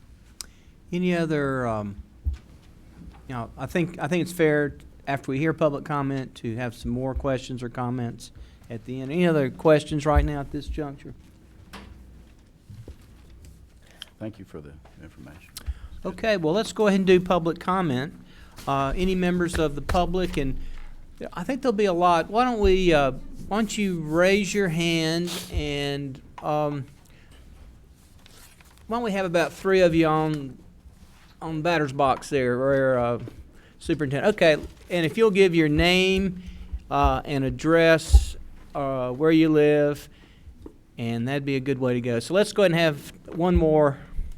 Why don't you, what do you do it here? Raise your hand. I'll recognize you. I'd like to have 3 on deck. Sir, why don't you in the red shirt or burgundy shirt, you be the next 3. Yes, ma'am. You go ahead and get started. My name is Kelly Homolka. I live in the city of Asheville, and my comment might not be relevant. I was just going to say if there are any students who want to speak, let's let them go first because they've got school tomorrow. That's a good idea. That's a great idea. Let's do that. Any students? I got one here. Any other students? Thank you for thinking about that, Miss Malta. Any other students? Okay, go ahead, sir. Okay, my name is Robert Grant, and I live in Asheville. I'm a student at William Randolph School. Okay, so my question is, how is Isaac Dixon going to function at William Randolph if there are so many students there and it's a really small school? And like the cost to move the schools, that's a lot because you're moving 2 buildings you're moving 2 schools instead of 1. So that's just going to double the cost instead of just moving 1 school, like you're moving Randolph and Isaac Dixon instead of just moving like Isaac Dixon to a place, because like majority of the students at William Randolph do not want to go to Asheville High. I have no idea why, but they just don't. Okay, Leafin Schools and Streets, they're one of our partners there. I really would love them to stay there because they're helping us out, like with our recording studio that we stay after school with and do. I'm one of the producers there, and I have 3 members that are like recording artists there that I work with. And one of those Leaf partners there, they've taught me so much about how to use a recording studio, and they just really taught me a lot. Our belongings there, like we have, like just like I said, the studio, we also have a greenhouse. If we move somewhere, are you going to find a place for us to put that somewhere? Like out in the backyard or like just anywhere? And like, well, I've said everything I needed to say. Thank you, Mr. Grant. Yes, sir. Next up. And who wants to speak after the gentleman in the green tie? Sir, you can go be next. Yes, sir. Go ahead. There, my name is Jesse Emery. I'm a teacher at Isaac Dixon, and I've been very deeply involved in the planning process, sitting on the committee to help design things and working with all the teachers at the school. And for my very brief comment, I think it's important to think about, as we're investing in a new school building, that it will be in place for 40, 50, in our case, for our current building, 60 years, the number of students that will affect. And, you know, while we're right in line with state budgets, our actual design has been affected by so many teachers with that professional experience of what works in education. And the fact that the architects have spent so much time really tailoring this school based on the thoughts and professional judgment of the people who are in the trenches every day makes it something that will affect our kids deeply for 50, 60 years instead of just a box of school. And we're doing it at the same cost. So I think that has to be said. That's a good point. Thank you, Mr. Emery. Yes, sir. Next up. Good evening, Mr. Chairman and board members. My name's Steve Agan. I'm serving this year as the president of the Isaac Dixon PTO, and I appreciate Principal Johnson asking me to speak today briefly. I'm a proud parent of a Isaac Dixon Elementary School second grader and a rising kindergartner. When my wife and we moved to Asheville about 7 years ago, we had an idea that this would be a good place to live and raise children, and we liked it so much we decided to have a second child. So Isaac Dixon Elementary has been a great part of that experience being here these past years. The prospect of a new elementary school building and a renovated middle school is very exciting news to us as parents and to many other parents. We plan to be here for many years, and one day I hope that our children will be able to take Howard Shepard's English class at Asheville High School. He's our backdoor neighbor in West Asheville. In addition, we also volunteer to support the outstanding teachers who instruct and care for our children every day.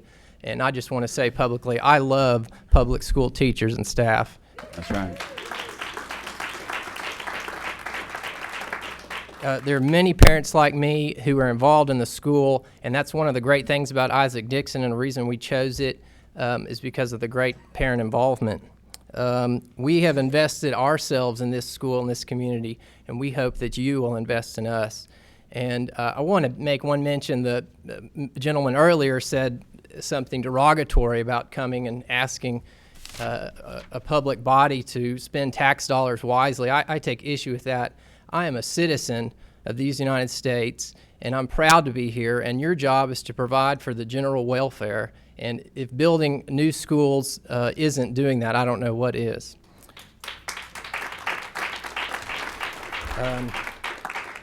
Got 1 minute left. Let me just say I appreciate these design features. I'm really in awe with all of this, and the cost savings are fantastic.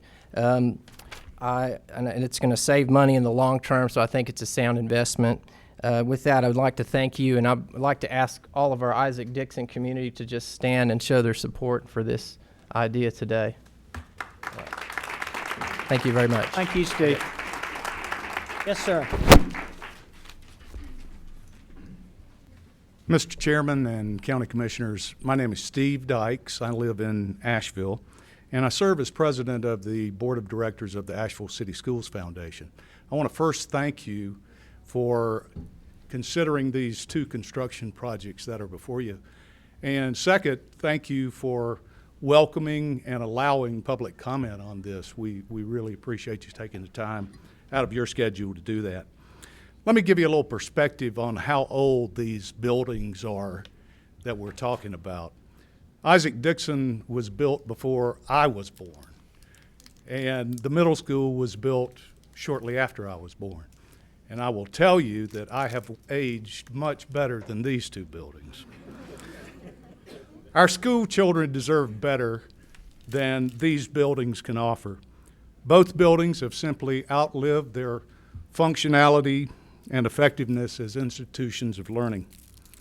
I don't think I'd get much of an argument if I said that Asheville, in large part, drives the economic engine of Western North Carolina.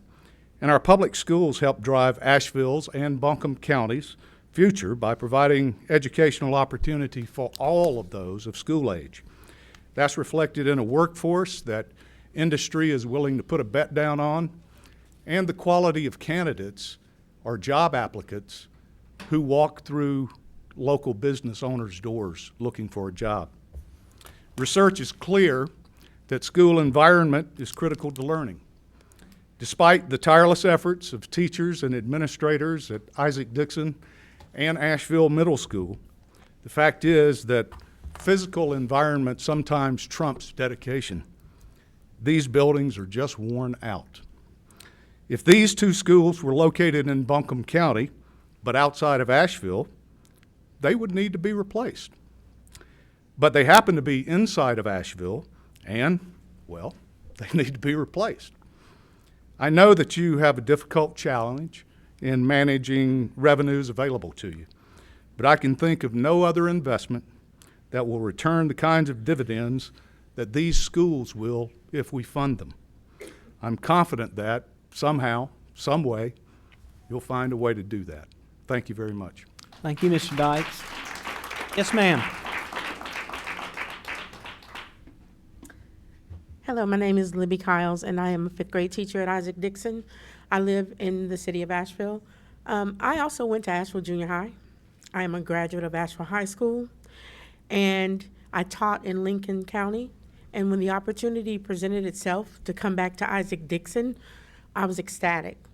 We love our kids. We love what we do. And we know that by getting a new building and improving the environment, we're going to improve the learning of our students. What better way can we show our students that we honor them, we love them, and that we put education first than to give them a new learning environment? Thank you, Ms. Carl. Yes, sir. Commissioners, thank you. My name is Elsie Lindsay. I have a unique perspective in that I taught for 6 years at Randolph Learning Center. I now teach at Asheville Middle School, and I'm a Dixon parent. In 2005, I didn't have a whole lot of value when New Orleans was crushed by Hurricane Katrina, and I took my family up here, and I found a place. I saw the schools. I knew that I could bring my children to live here and have a wonderful life. I value my children, and yours too. If you value something, you show it. We should have the finest schools in the United States here. You do have the finest staff in the United States of America, working for pennies on the dollar, putting their lives on the line every day, loving the kids, and doing a great job. I really feel that we should have the finest and nothing but. You have premium staff, premium students, and a beautiful building to house them in. I am really thankful to get the opportunity to speak to you, and I'm sorry I get emotional when I think about how wonderful this town greeted me 7 years ago and made a home for me and my family. And I really appreciate everything that you can do to help to continue to make this the most beautiful place in the world. Thank you. Thank you, Mr. Lindsay. Yes, ma'am. Good evening, Commissioners. My name is Connie Weeks, and I am a teacher at Asheville Middle School. And I, along with Elsie, have a couple of connections. I live in the county, I work in the city, and my children graduated from the city. But they went to elementary in the county school. But I've been at Asheville Middle School for 22 years since its existence, and its semi-transformation from a high school to a junior high to a middle school. And I can tell you that in some of the situations that our kids are in the classroom would not be a comfortable situation for you. When that school was originally built, the 7th and 6th grade halls were open commons areas. They have now taken those hallways when we turned it into a middle school, and they made them into classrooms. They have small windows, but they do not look outside. So these children attend class in a classroom all day long that has no windows. But that's what we've done at Asheville Middle School, and we have been very successful with our students and everything that we do there. But with that many miles of corridor, it's not a safe environment. There's a lot of exit doors. There's a lot of things that over my 22 years at Asheville Middle School that I have worked very hard with a faculty right there along with me and an administration that wanted to see safety for our kids, and we ensured that it was done no matter what elements we've had to work in. I would love to see a point that we're at, in my career, that I'm working in a facility with a great group of folks, a great administration, and a facility to go with it. Our kids deserve that. We, as a faculty, I'm sorry to say, we deserve that. And the community at a large deserve that. Our facilities, if you were to go by Asheville Middle School every weekend, you would see our parking lots full because our external stakeholders use our facilities, auditoriums, gymnasiums, fields, every day of the weekend, all hours of the weekend. And so we are there for our community, and our community is there for us. And I'd like to recognize, I know we've had several people that have had to leave. Jocelyn Reese, that's our PTO person, has had to leave, our parent. But if you belong to Asheville Middle School and our family, if you please rise so you can be recognized. We thank you very much for giving us this opportunity. Thank you, Ms. Weeks. Yes, ma'am. Hello, Commissioners. I'd like to start by thanking you for your... Name and address, please. I'll get there. I would like to start by thanking you for your service and leadership. I know it's not that easy. My name's Rachel Reeser. I'm a 3rd grade teacher at Isaac Dixon, and I live in West Asheville. I hope that you guys enjoyed the 70-something letters that all the 4 classes of the Isaac Dixon 3rd grade sent you guys. I know there's some humor and some gems embedded in there. They were good. And most of the letters talk about the things that we've heard tonight: mold, drafty windows, mice, not being able to see the smart board because of the lighting in our school. But I want to talk about a couple other things tonight. In my opinion, the proposed building for Isaac Dixon is not a McMansion. It's a 21st century learning facility. LEED certified buildings are now the norm, just like kids being able to operate smartphones, kids being able to operate Smartphones are now the norm. So are LEED buildings. The last 2 buildings built in Buncombe County were both LEED certified buildings, school buildings. It only seems fair that Asheville City would also have LEED certified school buildings. And over time, LEED certified buildings save money. They might seem scary and expensive at first, but over time, they save a lot of money in operating costs. The way I understand it, you guys are responsible for all of the children in Buncombe County, and that includes Asheville City school children. Additionally, in the wake of Sandy Hook, a lot of us are thinking about safety in a different way. It's almost impossible to do appropriate safety upgrades in a 60-year-old facility. I know where my classroom is, on the bottom floor, anybody could walk in and do anything they wanted through those very thin windows. And that doesn't feel very safe for me, for my students, for our community. Finally, I would like to encourage you guys to come and take a visit of Isaac Dixon if you haven't already. I know that there's plenty of people in our school, students, teachers, administrators alike, who would love to show you around. And our class in particular would love to show you the antiquated single pane windows where you can feel the air coming from the outside. And the heat just blows right out there.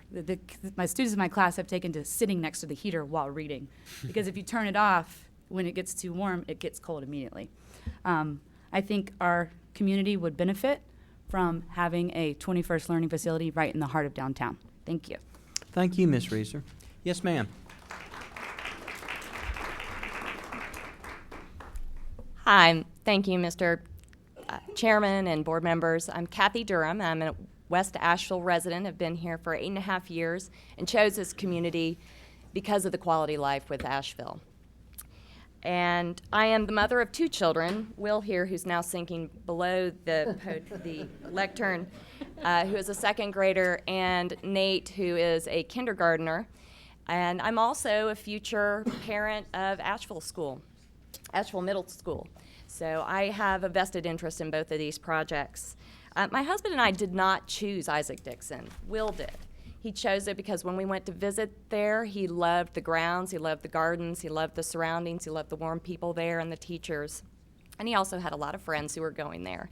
So it's become our community and our home. We've been thoroughly blessed by the years that we've spent there so far. It's been short years, but we've had blessed by amazing teachers, all of whom are here tonight. It just shows, again, how dedicated they are to their profession and to our children and our community. I love the diversity and the educational experience at Isaac Dixon. IDS has a rich history and has contributed to the community in many, many ways. And I'm very proud to say that I'm a parent of children at Isaac Dixon. But I have to say it's interesting when I do comment to friends, to acquaintances, to colleagues about being a parent at Isaac Dixon. They say, "Oh, I went there too," and they're 40 and 50 years old. So I have to wonder how our teachers and our administrators are continuing to do the amazing work that they do in the facility that they're doing it in. It is amazing work that they're doing, and they're plugging in 21st century technology and 21st century equipment into a very, very old and functionally obsolete building. I'm very excited about the plans that I've seen for the facility. We saw them also in December. I'm very excited about it, that it incorporates not only the future for another 60 years, but it also engages the children in that experience. So it considers all. I really appreciate your consideration of funding this project. Thank you for your time. Thank you, Ms. Durham. Thank you, Will. Yes, ma'am.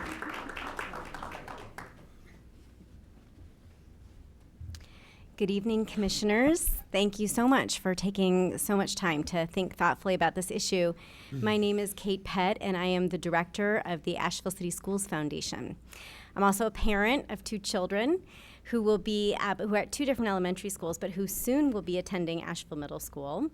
I'm also a former middle school teacher. And so we've heard so many great comments about the necessity for replacing Isaac Dixon, I want to speak to you for a minute about the importance and the necessity for replacing Asheville Middle School. I'm going to use my very 21st century technology here and read off my iPhone. A healthy and thriving middle school is an absolutely essential piece of our K-12 system. Currently, as I know that you are all probably aware, our middle school has gone through growing pains, and as middle schools are all across the country, it can be a challenging place to be. It is really essential for the success of our overall K-12 system that we invest in middle school and ensure that it really becomes a flagship for the rest of our district. All of our students pass through those doors, and we need it to be a place where children can thrive and excel. The current school building lacks the facilities to prepare students for 21st century learning. The facilities are completely inadequate, for instance, with regards to science labs. I was a science teacher, and I can vouch for that. It's one of the most important things that we need to invest in public education or education in general, and currently we cannot deliver a 21st century science-ready, science-literate community unless we invest in adequate science facilities at our middle school. Furthermore, these facilities make connectivity for technology challenging. 50% of the students who attend Asheville Middle School are living below poverty. Their only experience with technology will be at the schools. Middle school students must be using technology, interacting regularly, and become technologically literate. AMS is one of the most diverse places in our community, and those students are counting on us. I hope that you will fund both of these projects and in every way communicate that middle school is essential for ensuring our students' success. Thank you. Thank you, Ms. Head. Yes, ma'am. Good evening, Commissioners. My name is Kimberly Fink Adams. I am an Asheville City School teacher. I teach at William Randolph School, which you've heard about tonight. And you also were able to hear from one of my wonderful students, Mr. Robert Grant. I'm also, I don't think I mentioned this, a 20-plus year resident of Asheville. I'm not here to say anything about funding. I think all of our city schools need upgrades.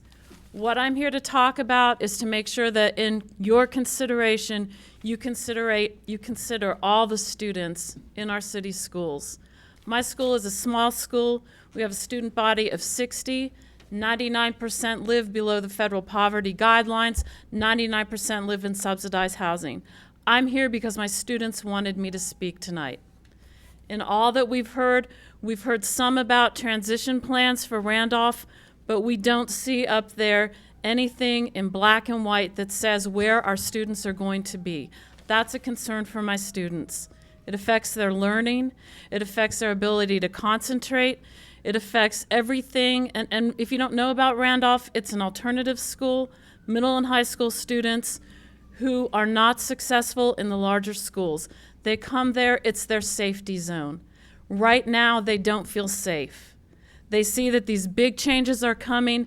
They don't know where they're going. Tonight we learned and heard for the first time that there's a line item about packing up our supplies and our furniture in our school.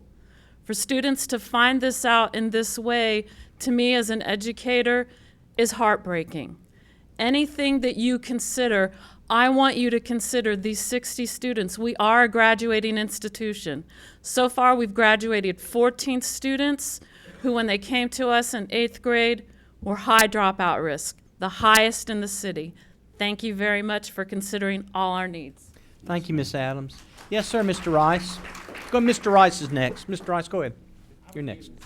You can delete your space, or you can take your time now. I'll do that. Yes, sir. Mr. Rice. I was trying to be a little gracious to the city folks, and I will be for an arrogant chairman. One of the things that we need to think about as a county, I'm a county resident, been here 61 years, and the county school system, I'm the oldest, 61 years old, and I've been here 25 years working for special education kids, and I don't want to see them fall by the way. I want them to have the best of the best when it comes to the schools and the room that you put them in. And what I'd like to say is the county has went after the dilapidated dozen. You've heard that. You know, younger folks up there might not have never heard it. But that was the prime thing for several years. I'm talking about 15 or 20 years. That we're going to make the county the best we could ever make in the schools. Now, let me tell you, you set up there as commissioners, and you've been voted in every year by the city vote, and they deserve the same as we do. You go back through the history, and you'll find that the county commissioners didn't win the county, they won the city vote. So, I'm saying some good, strong things here.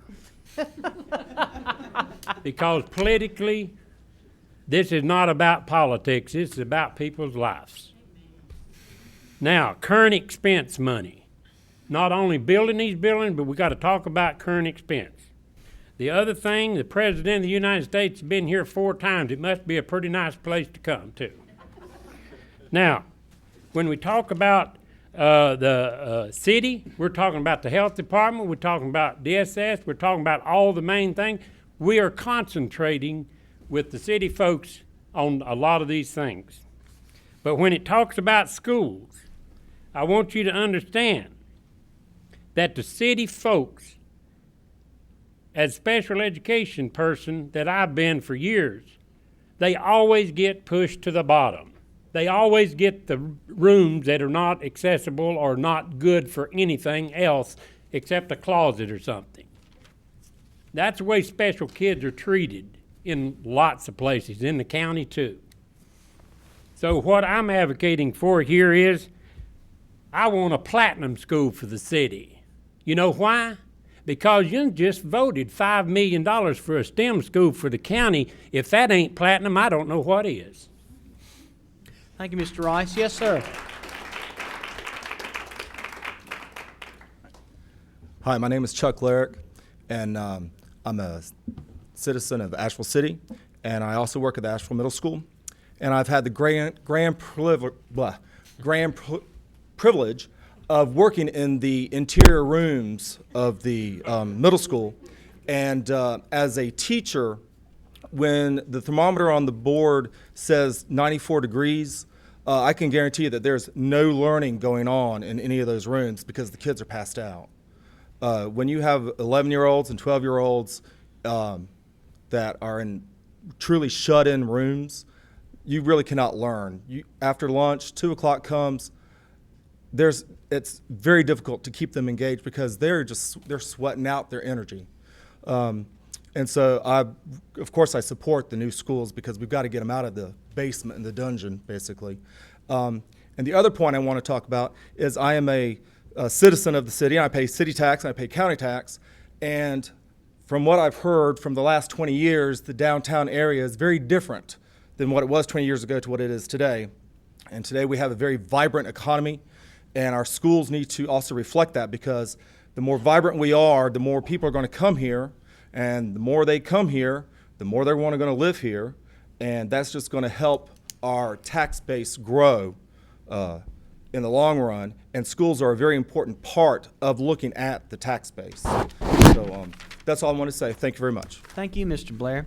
Yes, ma'am.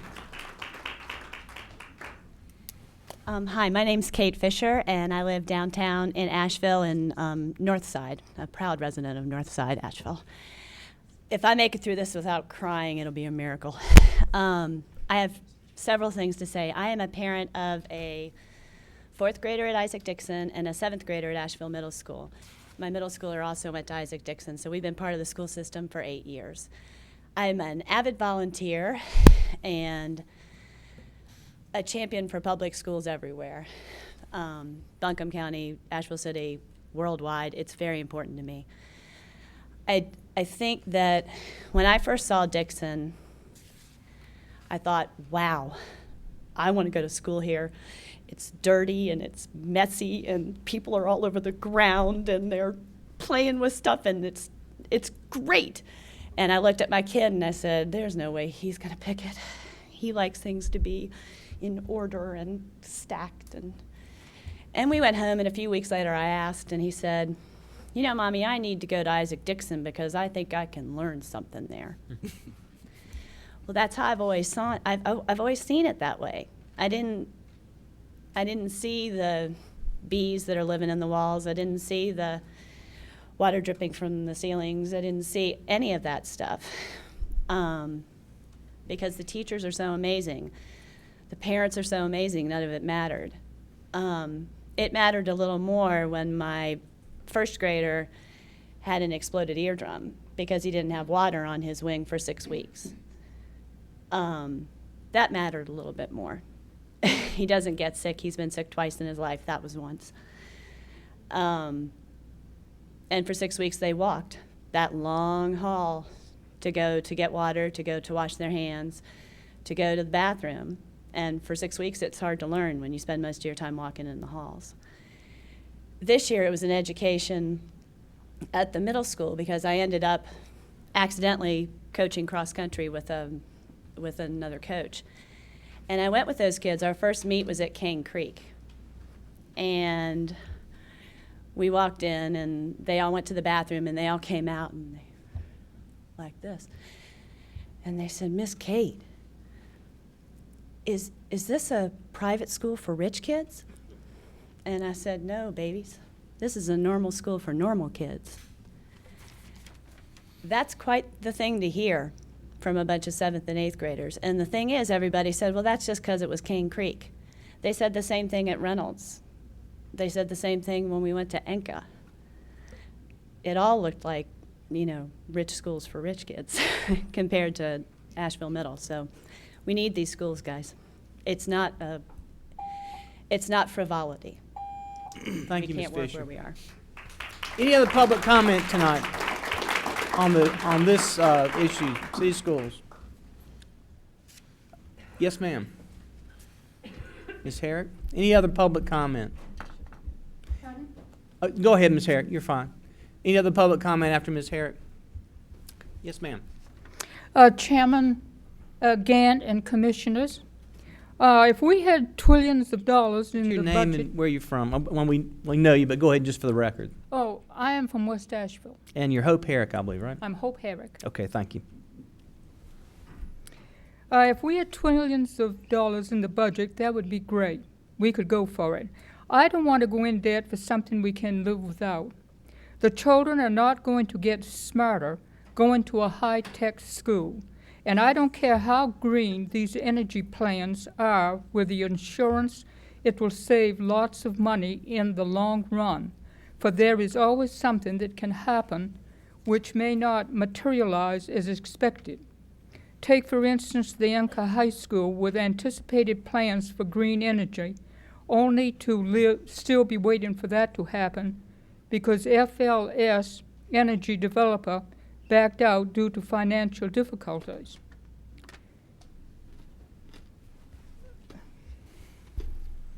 What I am saying is what we really need is good schools within our excuse me. What I am saying is we should live within our means, and when it comes time to pay our debts, we won't have to raise taxes or cut into important programs. That what we really need are teachers to teach our children to use their minds to do things that kids now only rely on calculators and the internet to solve their problems. In the news recently, a student did not know how to address an envelope. I guess she was only taught how to send emails. Thank you. Thank you, Ms. Herrick. Any other public comment tonight on the city school presentation? Yes, ma'am. Jackie Hallam?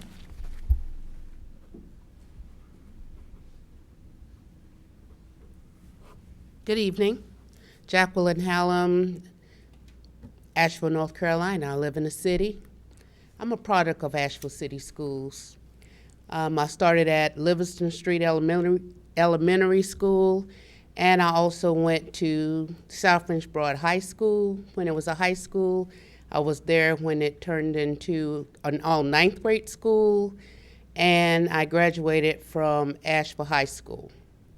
So I've been through all of the buildings and remember when South Frenchport School was built and when the first class came in and when the last class graduated.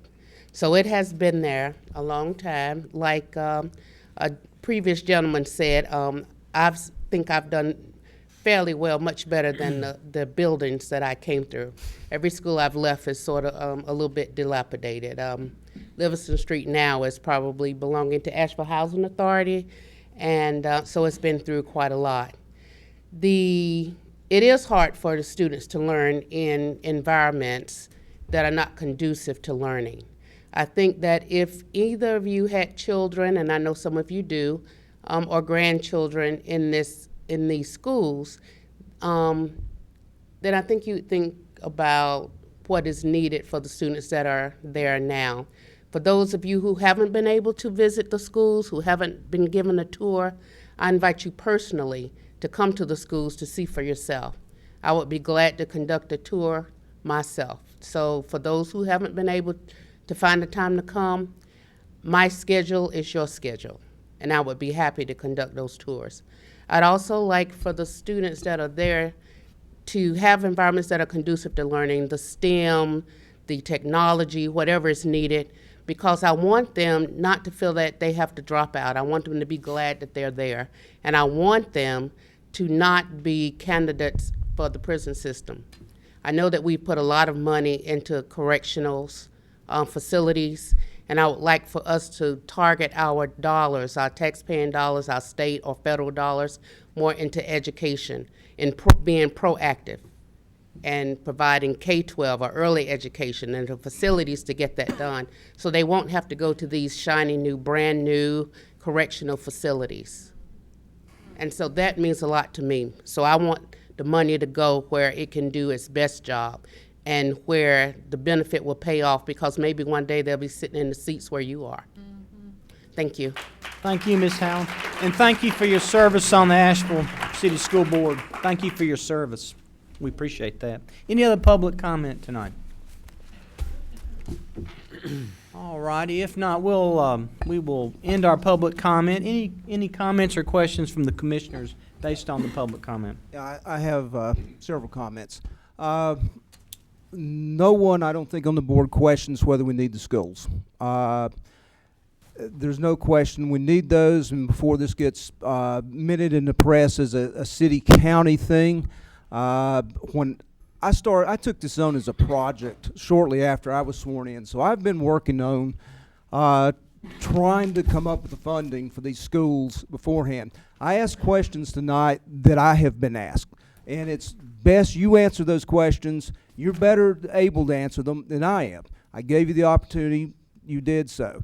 I've talked to our legislators. I have numerous times gone to our even our county school board members, talked to them. Dr. Green can attest. I have bugged her numerous times about this. We have some funding constraints.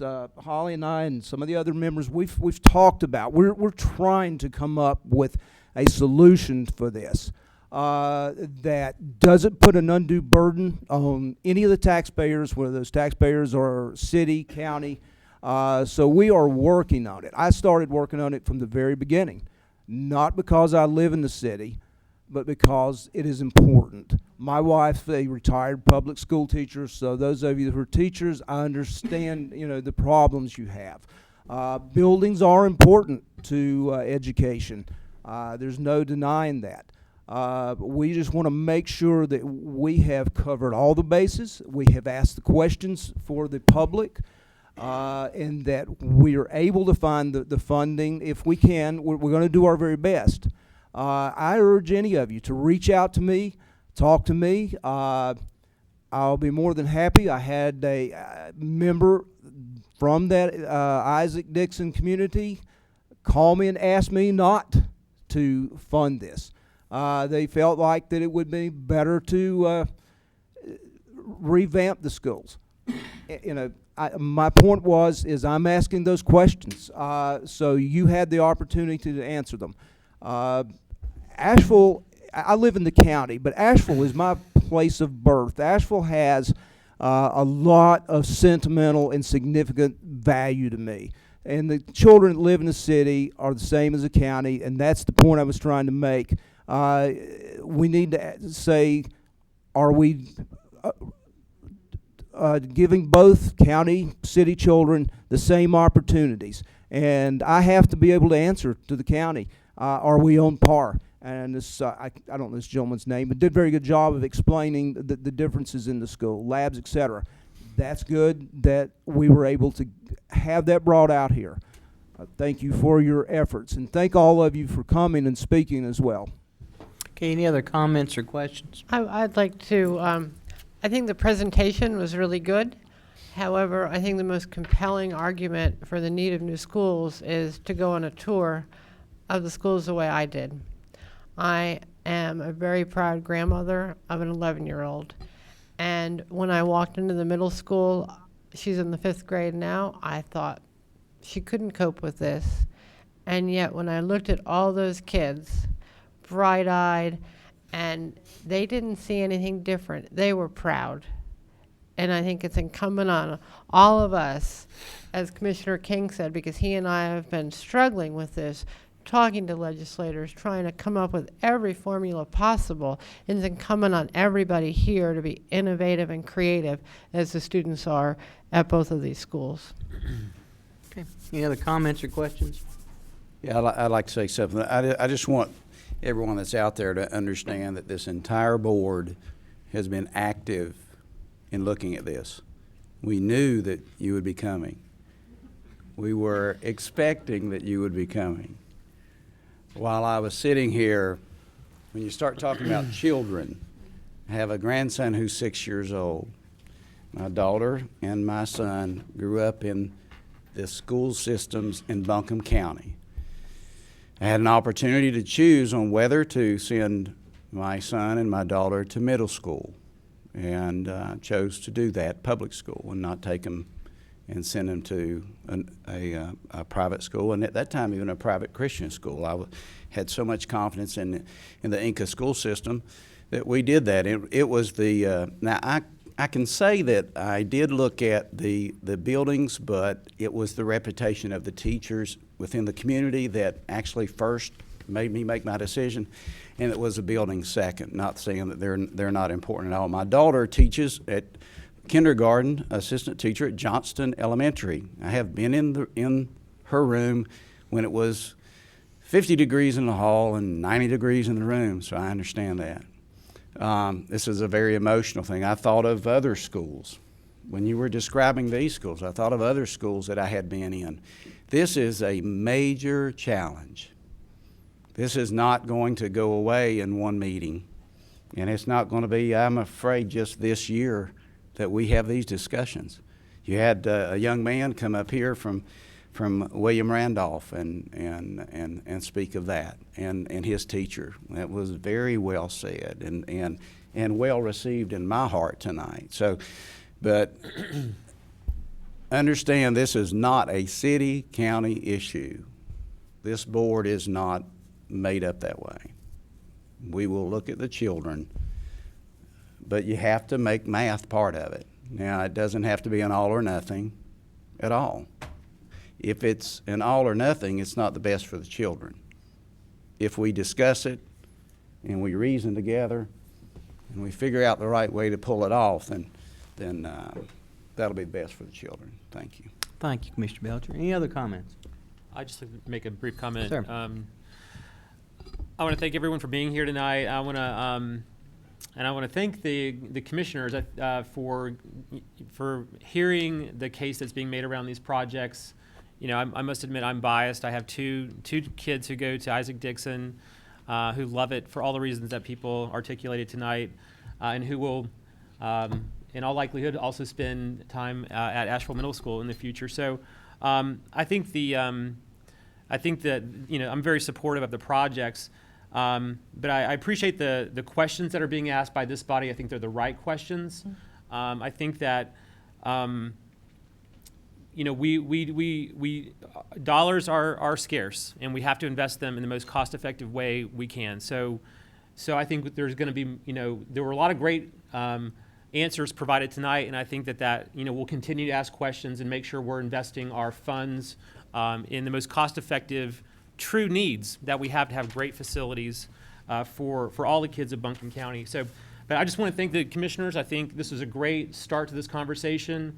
There were some funding formulas put in place 10, 15, 20 years ago to help fix schools in Buncombe County, and they have done a lot of good. We have a lot of great new schools that have been built in Buncombe County over the last decade or so as a result of that. But they also, in some ways, create certain challenges, in that it's not a funding formula that simply does dedicate the funding towards the greatest needs in Buncombe County. It's funded based on a different formula, and I mean, based on everything I've heard as these projects have been discussed over the last many months, there seems to be a lot of consensus that of all the capital needs in Buncombe County, these two schools are at the top of the list. And so I think the case is strong. I appreciate the county commissioners for being willing to not just say, well, the funding formulas are what they are, so it's not our problem.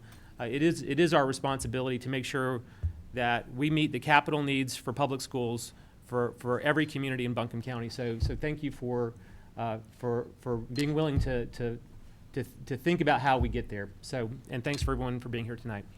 Thank you, Commissioner Newman. Any other comments? All right. I just would say I appreciate the gentleman who was, I think you're Mr. Agan, who's the PTA president. I was PTA president at Glen Ard, and I appreciate that. My mom was a 7th grade teacher. I grew up on a teacher's salary. I get all that. Well, yeah, that's always the hard part when you replace it, and I know that. But I want to thank everybody again. I echo what all of the commissioners have said. This is very important to us. Education is a third of our budget. A little history, just real quickly. In the early 80s, the schools in Buncombe County in particular were so bad that they became the dirty dozen you've heard about, not in North Carolina, but in the United States of America. We were in the 12 worst schools in the USA.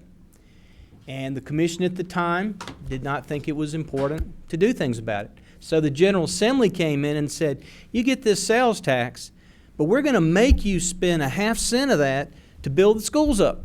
We're not going to let you spend it any way you want to. You've got to spend it on school construction. And that's how we've got what we have in the county. And the problem with the city was it was a pro-rata distribution based on the number of kids. Well, we have 25,000 kids that go to county schools. We have 4,000 that go to city schools. So when they're distributing the money, there would never be enough to do the capital needs of the city schools.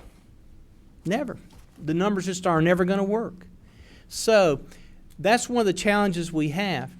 We want to treat everybody fairly. We want to do the right things. Because this is what I can tell you, every commissioner up here, they ran so they could take care of kids.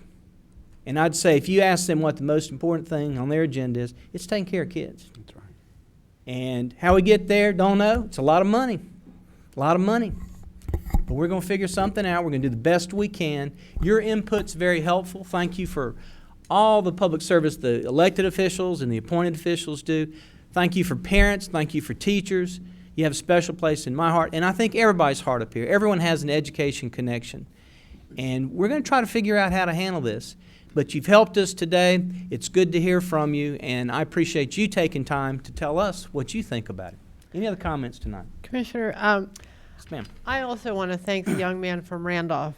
And you're awesome to be here, and you have great teachers, and I'm going to be asking all the time, what about the students at Randolph? Yeah. Because you are just as important as any other student, and it took a lot for you to be here, and you're great. Okay, any other comments? Sure are. Thank you, Mr. Grant. I'm available for tours tomorrow, by the way, if you want to see me after. And the young All man right. from Randolph, he's got the right ideas. That's right. Okay.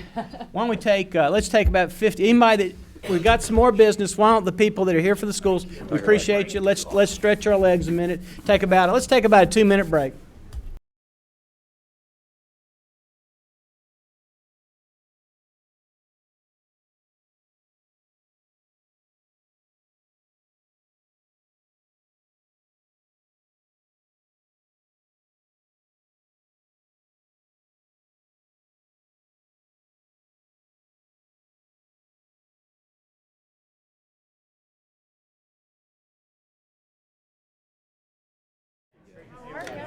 Good to see you.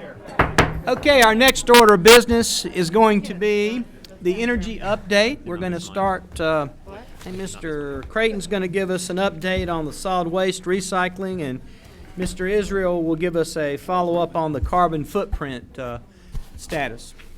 Mr. Creighton, thank you. Mr. Chairman, board members, I just kind of wanted to talk a little bit about solid waste and some of the things that we do here in the county. And Judy, can you bring it up?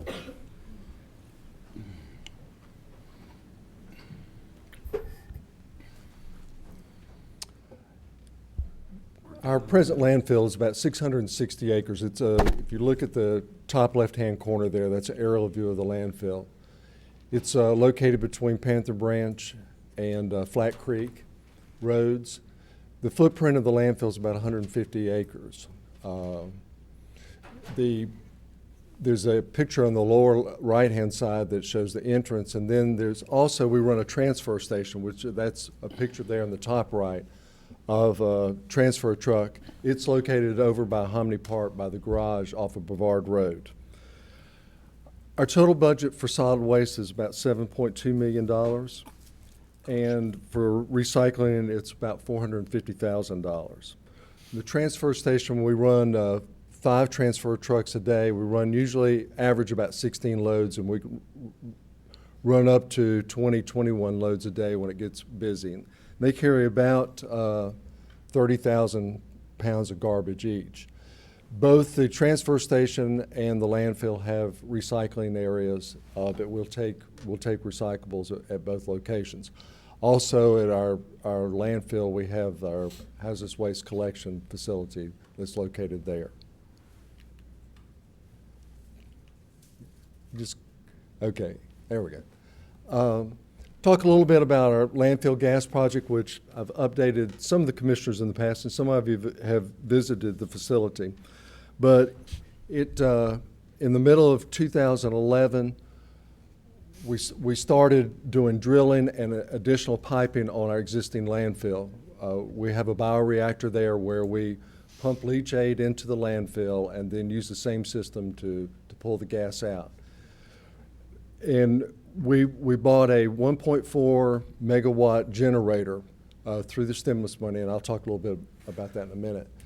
But it allowed us at that time to start recirculating the leachate, and also allowed us to pull gas off and make electricity. We pumped in 2.9 million gallons of leachate last year.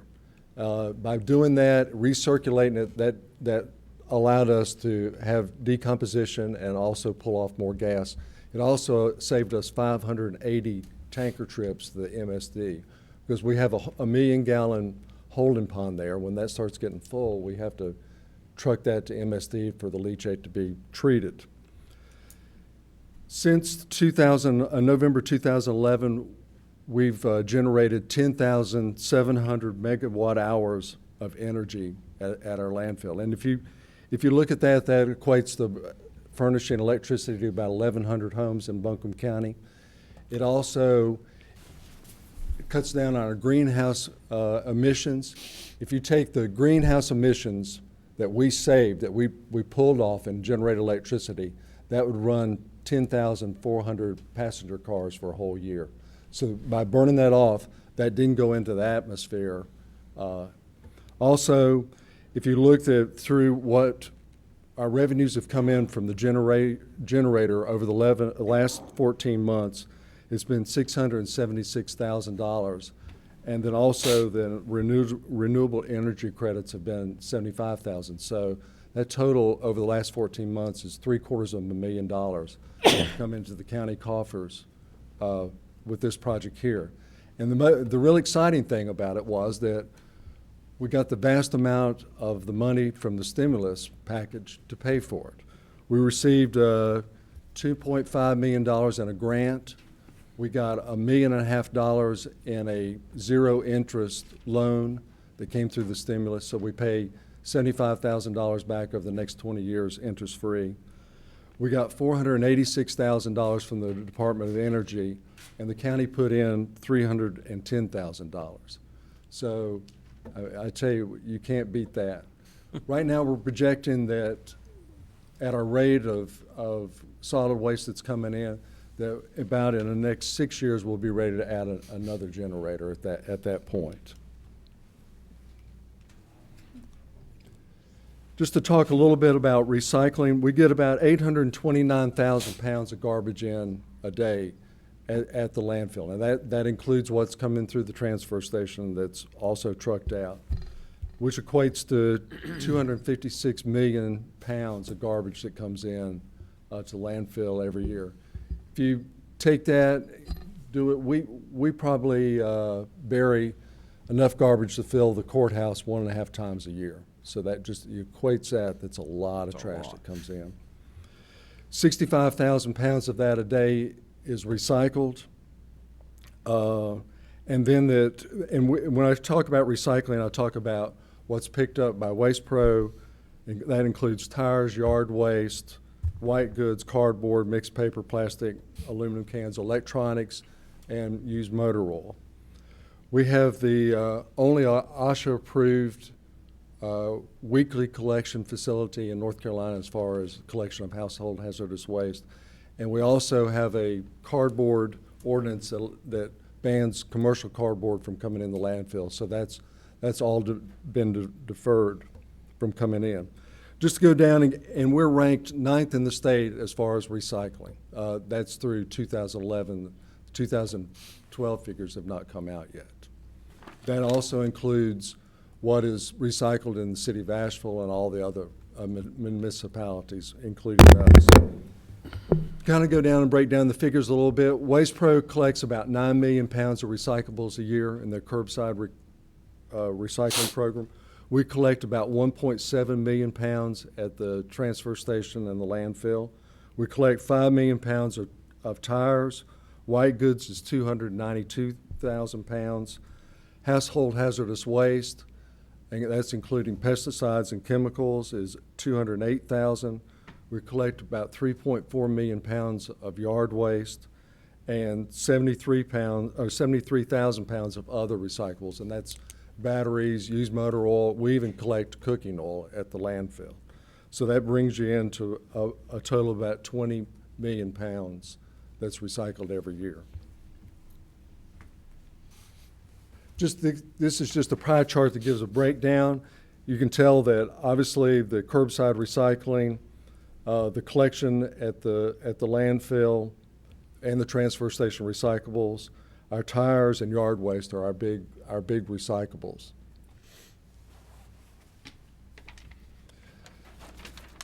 Another program we have is just keeping Buncombe County green. We have reports of about 40 illegal dump sites that occur in the county every month. These are investigated. They range anywhere from a few bags of trash that have been thrown out beside the road to things that have been used for a dump for several months. Usually it's on a very seldom traveled road, usually on a mountainside someplace. And unfortunately, it usually includes anything from household appliances to solid waste, car parts. I've seen parts of deers. I mean, you name it. Once it starts, it just continues on, and then it's mattresses and everything else. We hire somebody to go in, contract, and clean that up. And we also have incidents that, residents just won't clean up their property. This is an example. If you look on the left-hand side at the top and the middle, this is the back of the house, the top slide on the left.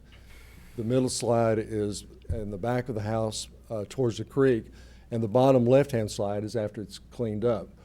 what we started doing about a year and a half ago, used to, we get a report, we go in and set a roll-off or a dumpster out, and then we'd clean it up, or we'd have somebody clean it up. But now, what we do is that, under the threat with the cooperation of the county attorney, we go in, set a roll-off or dumpster off, and then we give the homeowner X time to clean it up.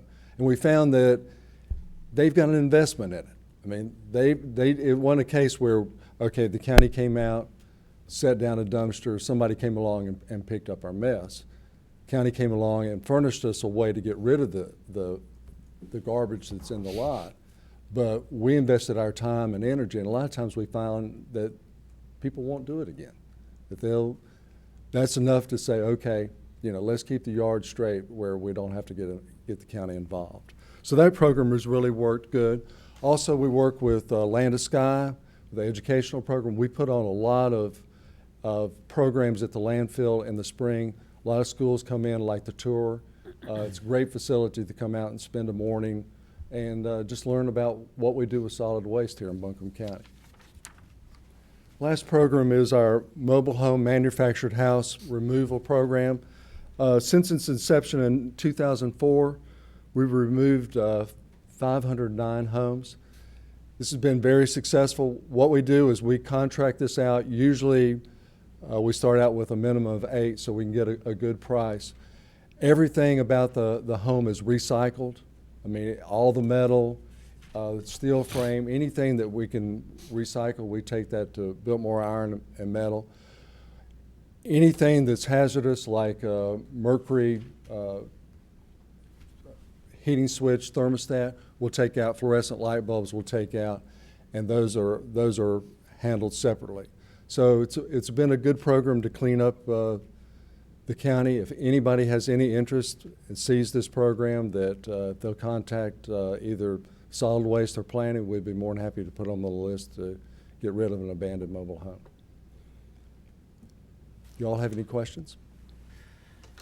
That's kind of a quick run through. I just have one quick question. In terms of our ranking of number 9 in the state, is that like pounds, or is that a per capita, or do you know how they measure the? It's measured on both. Okay. So And kind of come. yeah, and one thing that really hurts us is that half of our residents in the county don't have curbside collection. Right. So they've either got to take it someplace, or they just put it in the waste stream. I think that we'll see our numbers improve simply because I think the city going to the rollout cart for recycling has increased their recycling a bunch. I think that we will get credit for those efforts in the city. Right. How can we make it easier for people that don't have curbside? It's really, the problem that we face is that, I mean, you can do drop-off centers, but you've got to have a man, because unfortunately people come by and drop off, whatever they can, especially after hours or on the weekend. But the big problem that we face is that we only have so much money as far as solid waste. It's an enterprise fund. And we borrow money. We'll be borrowing money here in the next couple of years to do the next sale, but we have a debt ratio that we have to keep those bond buyers happy with. Right. The other thing that we face is that you can't go up on tipping fees because we've got to stay competitive. We've got a transfer station here that Waste Management has. And so if we don't stay competitive, then we lose more solid waste, and it's a vicious cycle. So, I mean, you can get into just the recycling program, but some way you gotta finance. That's either got to come through the general fund, or we got to find some other way to pay for the program. The power that's generated at the landfill, is that sold to, who is that sold to? It goes through Progress Energy. Yeah, it goes right on their grid. It really goes through French Broad into. And if you haven't, as a commissioner, been out to see that big green monster, you need to go see it. It's cool. an amazing piece of equipment. I tell you, Commissioner Fryer went out there and he called me, and I think he was doing a backflip. Well, I've Man told- that works on motors gets excited when he sees that size. I went out when they tore it apart, so Oh, that's. Yeah.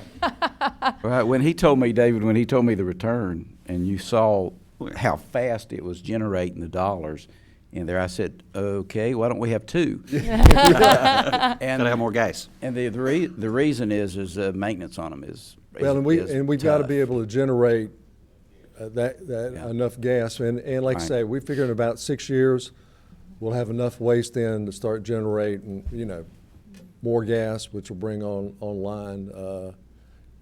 Caldwell has 3 of them, so they've been a landfill a long time. So. I just have one more. Do we know what percentage of county residents use Waste Pro? It's about half. It's right at 50%.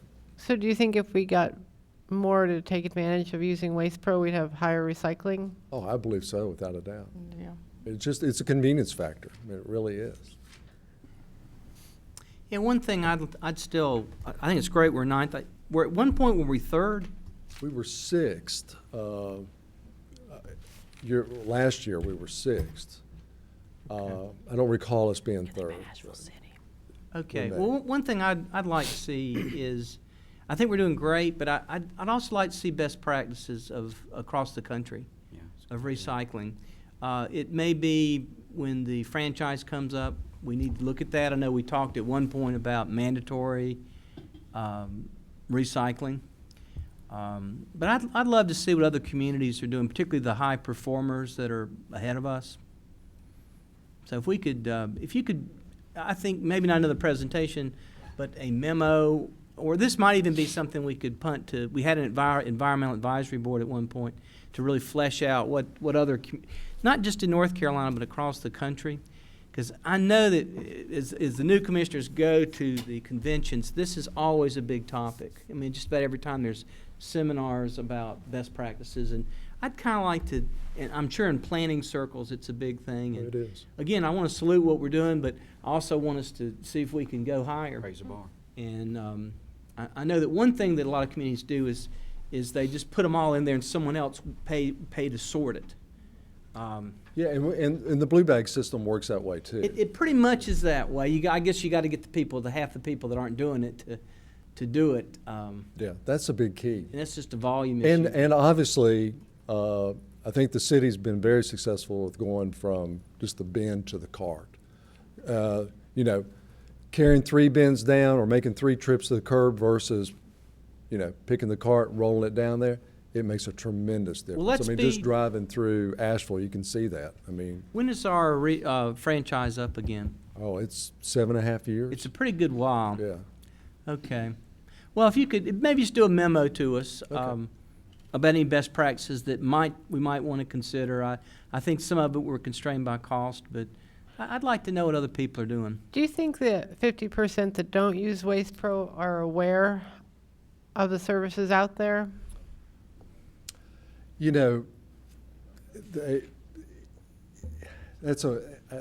don't know. I would think so. I mean, I think we don't get that many calls to say, hold on, I just moved here. Nobody, I thought, who's picking up my trash, Just think that a lot of people take it to work with. Okay, any other questions? Well, we brought up that percentage a few times, so maybe we need to look at how we can, as a team, raise the participation in the county. Are we still sending informational notices out with the car tax bills?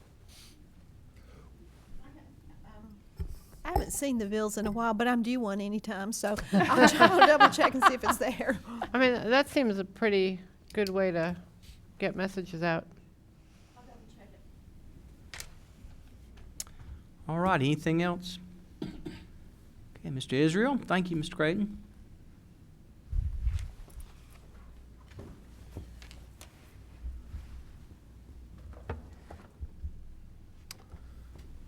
You can go ahead and put my first slide up. Mr. Chairman, members of the board, this is the 2012 Buncombe County Energy Use and Emission Report. I took the carbon footprint thing out, so I'll speak to that in just a minute. But what I first want to do is just give you real briefly. I've seen more change this year than I have in the past 5 years, in that a child of adversity has been born. You've taken the forward-thinking environmentalist, and you've taken the budget manager, and they've hit heads so many times that we've come up with something. And Wow. And what that is, that's the reason I want to explain the term. Sustainability is what we're using now. We used to say go green, zero emissions, all these things. But the child that is sustainability, the capacity or the ability to endure. Now that term's been around for a while, but the meaning that I'm finding now on the internet more and more is the county as a whole. That is the environment. That's the trees, the lakes, everything. But it's also the road infrastructures. It's the industrial base. It's the health of the county government fiscally. That is this entire encompass of sustainability now. It's not just green. It's come together to mean we've got to be a fiscally strong, environmentally sound county if we want to survive into the next generation. The carbon footprint, it's an imaginary number anymore that everyone chases and nobody catches. Their college kids love to study carbon emissions. And at any time you can look on the internet and find 100 different calculators that'll make your carbon footprint say whatever you want it to say. So we've started, we track BTUs. It's something that you can come to me and I can show you a piece of paper and say this is exactly where we're at. Carbon footprint, we can take our numbers, choose a different calculator, and come up with a different number every day as far as what it is. And the last term is the emissions, what we leave behind. And of course that is our ECO2, and we do speak to that in this report. But like I said, it's come to mean that we want to leave behind, a sound county, an environmentally and fiscally sound county for the next people who are in our shoes. I want to go back and give you a little bit of background. We normally do this, and I've done it with kilowatt hours, BTUs. Well, this year I decided to use square feet. So since 1997, we have done 709,000 square feet of building space has had an HVAC energy upgrade. And these are not just, just minor things. HVAC has kept pace with the energy community. So these are complicated, computer-driven systems that are more likely to be repaired using a laptop instead of a toolbox. They come with building automation systems. I've been sitting here during this meeting with my iPad changing the temperature in here. John will email me, I'm cold, or, so I run it up or run it down. I didn't know we could do that. Come on. So, that's the kind of technology that we buy today for all of our buildings. And most of those upgrades are a lot newer than 97. I just went back to the first one that we started with. But that's almost 3/4 of our total inventory of space has that technology. Window replacements, 467,000 square feet, almost 1/3 of our total inventory has had a window upgrade. Now these are the new, most of this happens in the last 3 to 5 years. This is a new low E or low emissivity window that reflects the sunlight back. You don't have the heat gain or the, we don't lose our heating and cooling dollars on the inside.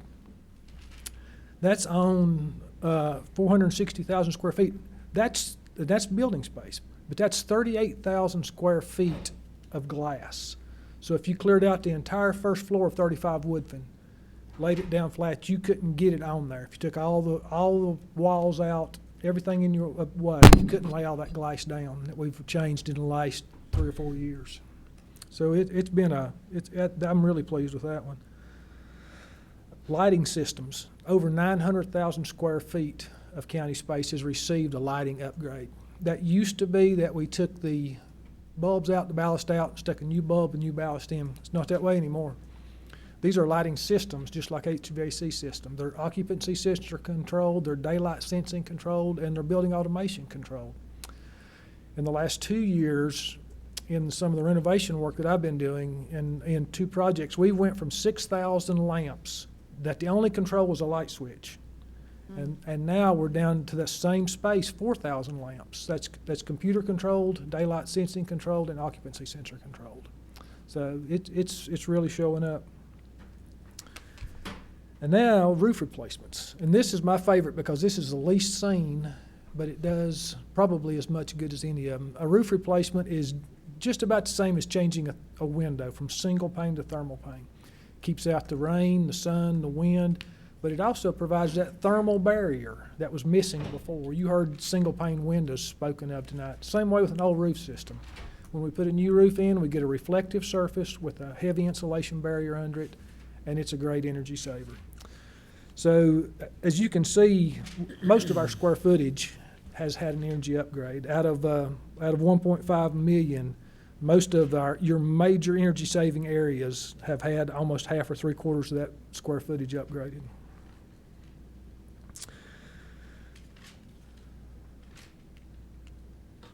All right, how do we compare? We've used this slide before. This is BTUs per square foot. That's our measuring medium that we use. Nationally, 90,500 BTUs per square foot is the average. North Carolina state average is unchanged according to what documents we can find. 135,000 BTUs per square foot is the average on North Carolina state-owned properties. In Buncombe County, we're at 64,848 BTUs per square foot. We're up 0.001%, and that's probably, margin of error right there. We're 29.5% below the national average, and the Empire State Building is just trivia. 88,000 BTUs per square foot. They do have 2.1 million square feet of rentable space in the Empire State Building. So I was really amazed that they had that good of a BTU number on that old of a building. And I'm talking fast because we've been here a long time, so y'all tell me to slow down if you want me to. This is scope. This slide just shows what's included in this report. This is what we use to get our numbers. We have electrical energy, heating fuel, fleet motor fuel, and water. The carbon emissions for 2012 result primarily from the buildings and the vehicle fleet. Buncombe County had a total of 26,528 metric tons of ECO2 were produced in 2012. I'll spend just a little more, it's same information, but a little more time on this slide. You can see that our carbon emission trend is up slightly. It's up about 400 metric tons, and I'm learning a lot as we do these each year. This can be from seasonal changes, and I think that's what this is. If you have a warm summer and our electricity use outpaces our natural gas use in the winter. Warm summer, warm winter. We use a lot of electricity. Electricity is produced by burning coal, so our ECO2 level's higher. If we have a milder summer, less electric AC, more natural gas, you'll see that number trend back down. In these small increments, I really believe that's what's causing the rise and fall of this number. Greg, did we have any increased square footage in those years though? Because did we add a building between 11 and 12? We did, but we shed space too. We shed some rented space, so it kind of. I was trying to give you an out. I know, and I appreciate it, but I can't go there.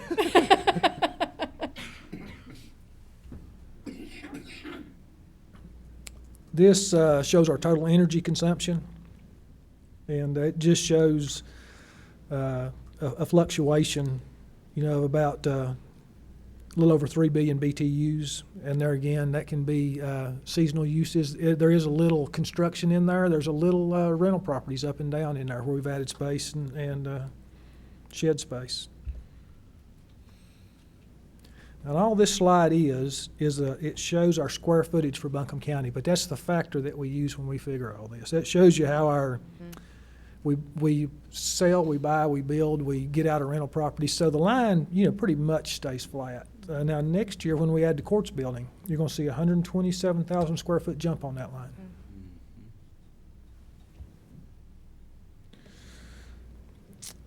And in this part of the presentation, we're going to break it apart. We've been looking at the county government as a whole, so now we're going to look at it in separate. In buildings, over 1.5 million square feet currently controlled by Buncombe County for 98.1 billion BTUs of energy consumed in 2012. The county carbon footprints for buildings is 11,184 metric tons of ECO2. That's 17.7 kilograms per square foot. That's 23% below the national average when talking about buildings alone. Total energy cost for 2012 was $1.47 million.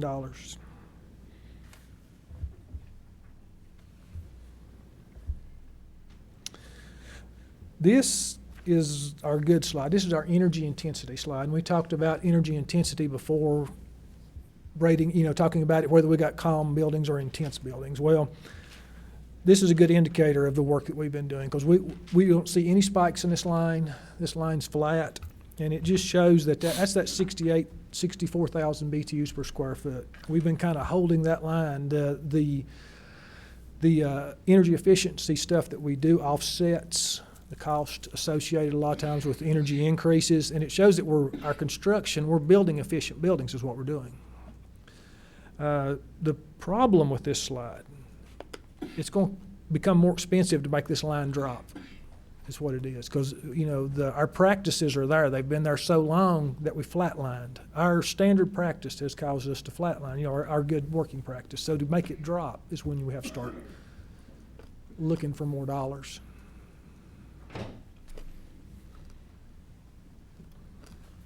Energy cost per square foot. We've done a lot of changing on the way we track things this year. So 2008, 2009, and 2010, we were looking good. But we figured out we were counting meters that didn't even have square foot associated with them. So it was making us look good. So we went back just so I could give you a true number, and we pulled out everything that's not associated with a conditioned space. And it made our energy numbers, it made our energy cost per square foot jump a little bit. In 2011, we had some construction in there, but it's really just a matter of more accurate reporting. Between 11 and 12, we did a lot of energy upgrades. We saw the numbers come back down. So I think we're going to find that our reporting is getting better, is what's causing these numbers.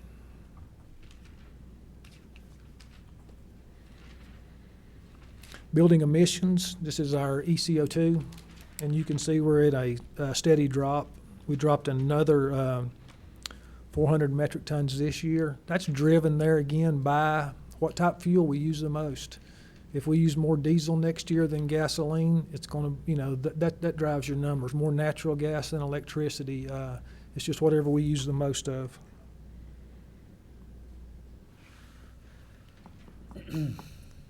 Water consumption is still something that it's going the right direction, but I'm not sure why. We're doing something right. I think one thing that has a lot to do with it is swimming pool maintenance. We've found a lot of leaks that we've had in the past. The pools have a high evaporation rate, real high evaporation rate, those outdoor pools, and the pool itself, we're resurfacing inside, trying to do one a year now, and that's taking care of a lot of leaks we've had in the past.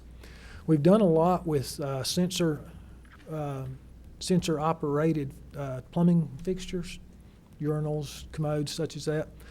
But plumbing, unlike HVAC, has lagged way behind in technology. I mean, I guess there's only so much you can do with a toilet to make it energy efficient, but there's just not that much there. We changed a lot of valves, went from 3.5 gallon to 1.5 gallon flush valves, sensor flush faucets, but there's still room to grow there.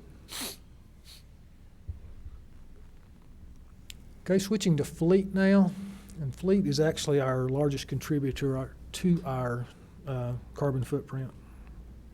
Fleet details, we traveled 5.7 million miles in 2012, consumed 479,000 gallons of fuel at a total cost of $1.45 million. This is all fuels. This is gas, diesel, propane, CNG, and we're going to split it up here in just a second. This slide is relative to mountain mobility.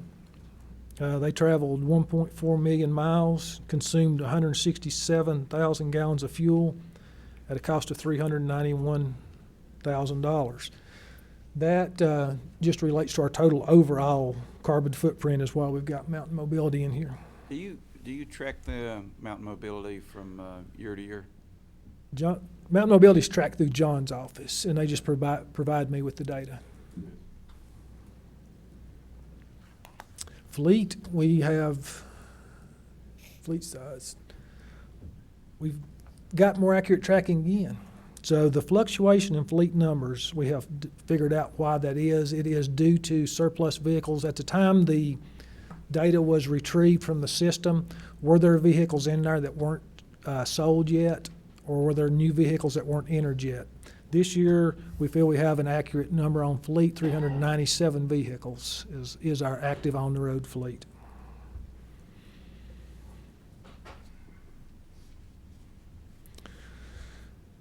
Total fleet mileage is up this year. It's 160,000 different from last year. I think there's a lot of room here for more accurate reporting. Fleet mileage is entered mostly by the people at the pump, and if you're there and it's 12 degrees outside and you're at Citgo trying to see the numbers and punch them, does it go in 184 or 814? So I think what we need to do there is start in maybe December and just do a fleet inventory, check the vehicles, check the mileage in whatever week in December, and just use a visual check instead of relying on people at the pump, which is what I hope to bring you next year. That's a good idea. Fuel usage history. This is gas and diesel. 365,000 gallons of gasoline, 101,000 gallons of diesel fuel. Our gasoline is trending down, and our diesel is trending back down. A lot of this has to do with we're putting propane vehicles on the road. We've got some 2 CNGs out at Mountain Mobility. We bought our first electric car this year. So, we should see these numbers continue to fall unless we increase the fleet. This is our alternative fuel usage slide. We use 36,000 gallons GGE, gas gallon equivalent, of CNG, and 56,330 gallons of propane. Those are primarily your mountain mobility vehicles and your sheriff's patrol cars. There is work to get 5 more cars in the sheriff's department on propane. And the officers are really pleased with this. They like the propane fuel.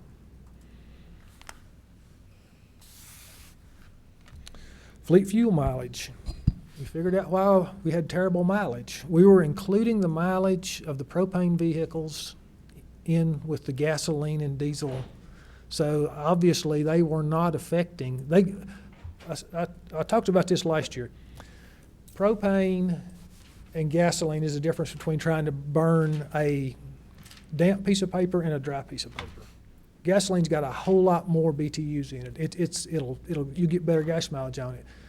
Propane, you can run it, you get less gas mileage, but it's so much cheaper is the benefit to it, and the emissions are less on it. So you're not going to see a good gas mileage as compared to gasoline on the propane. So this is gasoline and diesel right here.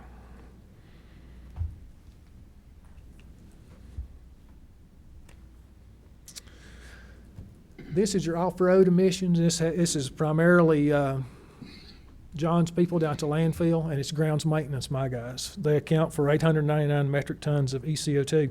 Another bit of trivia, we have 34 backup stationary backup generators at the county. I take care of them, and I would have guessed 20-something until we got to getting them all counted.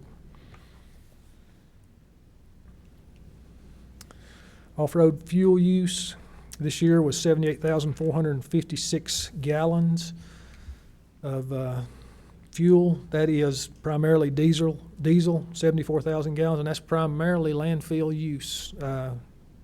I use some of that in my mowing, but it's primarily landfill. So the decrease, I would assume, is related to activities at the landfill.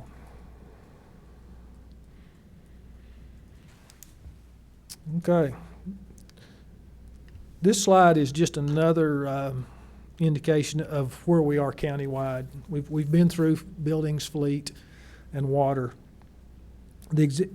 Under new facilities, the courthouse had an existing 220,000 square feet with an LSA addition of 30,000 square feet. We're going to add a courts building at 127,000. So the new courts complex is going to be 377,000 square feet. That's a large building. So that's pretty much new facility that we've been through. Now the newly renovated stuff I've been doing in my office, 40 Cox Avenue, 35 Woodfin, and the miscellaneous renovations all total 195,000 square feet. So in the past 3 years, out of 1.5 million, the county has had 573,000 square feet of that building space. Over 1/3 of it has been gone through and received an energy upgrade, or it's a new facility altogether. And the new facilities, as we heard earlier, the new energy codes require you to build them. It would be a LEED certification standard, but it's the thing we do now. But this is stuff that we've been doing for years. That the new energy code has now come up and said, okay, you need to start doing this. Funding efficiency. We fund it through capital projects budgets, general services department budget, and energy savings reinvestment fund. We used to have a big crowd in here tonight. I brought a lot of the CFLs tonight, and they'll stay here. But we bought these with rebate money. They didn't come out of tax dollars. And what we intend to do is, as the people leave, if they want to take a pack home with them to replace incandescent lamps, and we'll leave 4 or 5 boxes of them up here for y'all to do that with. Nice. But that's how we fund these things. The projects ahead, and we look back at the flat line on the ECO2, funding efficiency ahead is going to be more creative. It's going to require more thought. When what y'all require of us to do, we'll just have to come back to you and tell you what we're able to do fiscally.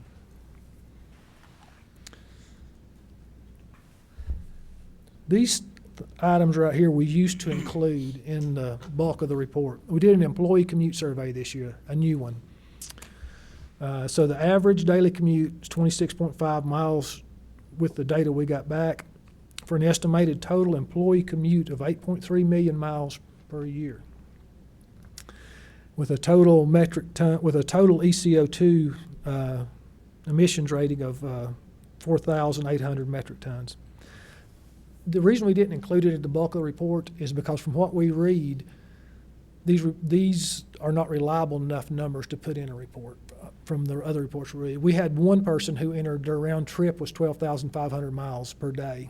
Is what they traveled for the county. There was a lot of them, that had, there was a lot of them that had 600 miles a day. So, you got to take it for what it is. I knew we had a Martian on staff. And the steel recycling, this is just through my shop this year. We recycled 136 metric tons of steel, and it's from all this renovation I'm doing. 770 pound ECO2 per ton, so we had a 48 metric ton offset this year just by the steel we turned in.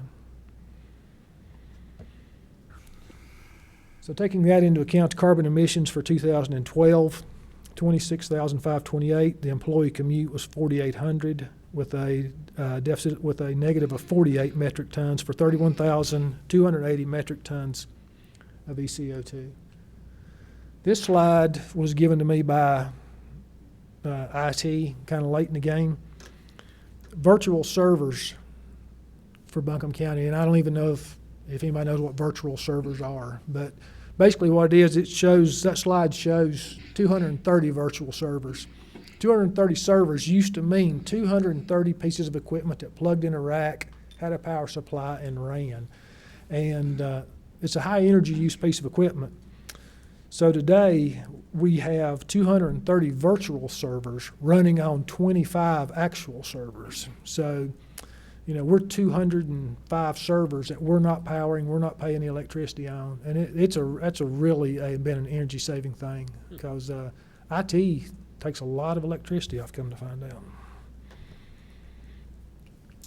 And that is the end of my presentation. Good. If you have any questions.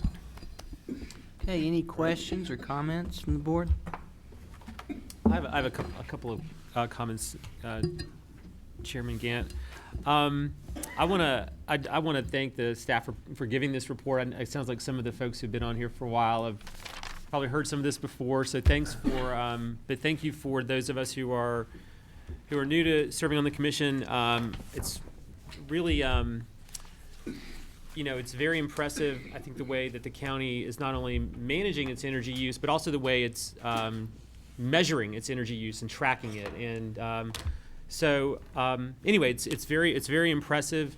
Greg was generous enough to sit down and kind of talk with me some about the approaches the county's been taking to this, and it's very impressive. I mean, it's clear that Buncombe County is really in a leadership position in terms of management of its fleets and its facilities, and the taxpayers and the environment are better off because of it. So this was great.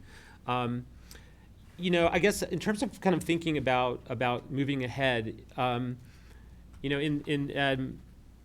in the coming weeks or months, I'd like to kind of think about, from a policy standpoint, how we as a county commission can kind of make sure that the progress we've been making in recent years, that we can continue to make that into the future, and how we can give the resources we need to continue that and also accelerate it. Because I think these issues around energy efficiency and energy leadership, I think, are important to our community. And so anyway, it's very impressive what we're doing, and I look forward to talking with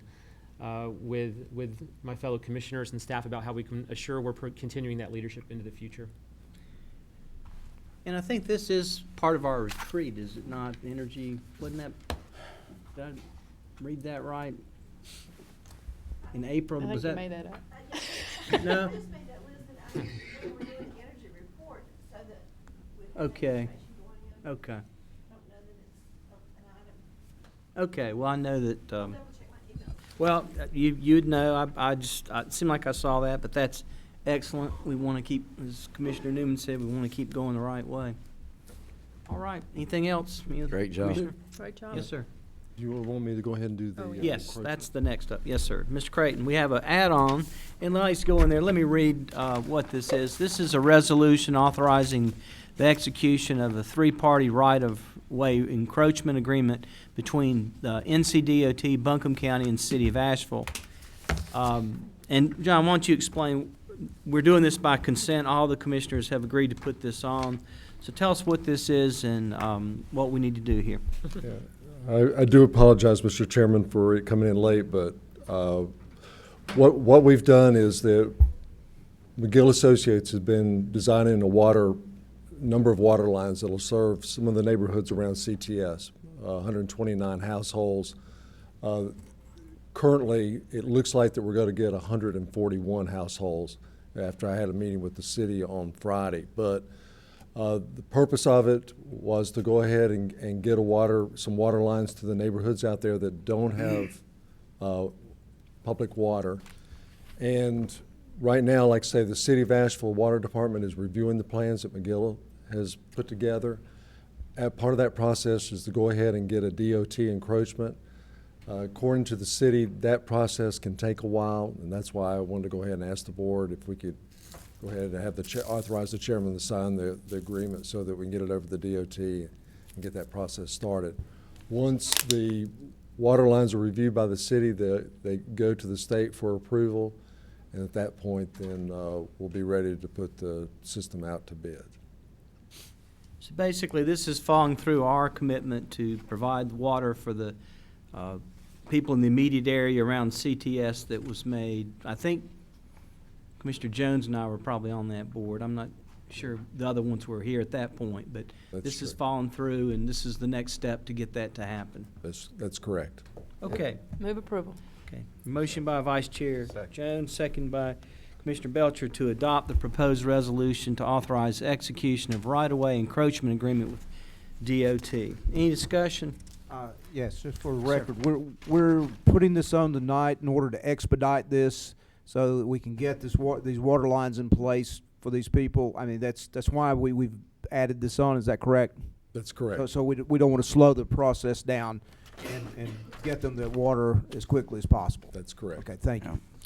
Very good. Any other questions or comments? All those in favor of the motion to adopt the resolution, say aye. Aye. All opposed, no. The resolution is adopted 7-0. Thank you, Mr. Yeldon. Board appointments. Let's see here. Let's start off Historic Resource Commission. I'd like to nominate Pat Cothran. Okay, any other nominations? Or go ahead, Mr. You want to second that? I want to second that. Okay, second, Ms. Cothran. Any other nominations? I'd like to nominate Woodard Farmer. Mr. Farmer's been nominated. Is there a second? I will second that. Any other nominations? Okay, if we'll poll the commission.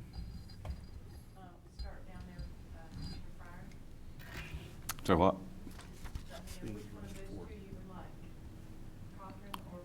Cothran. Cothran. Cothran. Farmer. Cothran. Cothran. Farmer. Okay, Ms. Cothran is appointed to that board. Mountain Valley Resource Conservation and Development Board. Any nominations? We have one vacancy. I'd nominate Lorraine McIntyre. Second. Any other nominations? All those in favor of Ms. McIntyre say aye. Aye. All opposed, no. Ms. McIntyre is appointed. Adult Care Home Community Advisory Committee, 2 vacancies, 11 reappointments. We'll tackle that one. I'll move the appointment. Can I do it all in one? Yes, ma'am. Okay. I move to appoint Mr. Kalahati and to reappoint Sarah Foster, John Bernhardt, Peggy Breyer, Jesse Horner, Sarah Oram, Robert Tomasulo, Lorraine Poe, Spike Graham, Marcia Safian, Peggy Frank, and Barbara Mayer. All right. Are there any other nominations? All those in favor of the individuals nominated by Vice Chair Jones say aye. Aye. All opposed, no. Those individuals are reappointed, and Mr. Kalahati is appointed. Nursing Home Community Advisory Committee, 5 vacancies. Any nominations?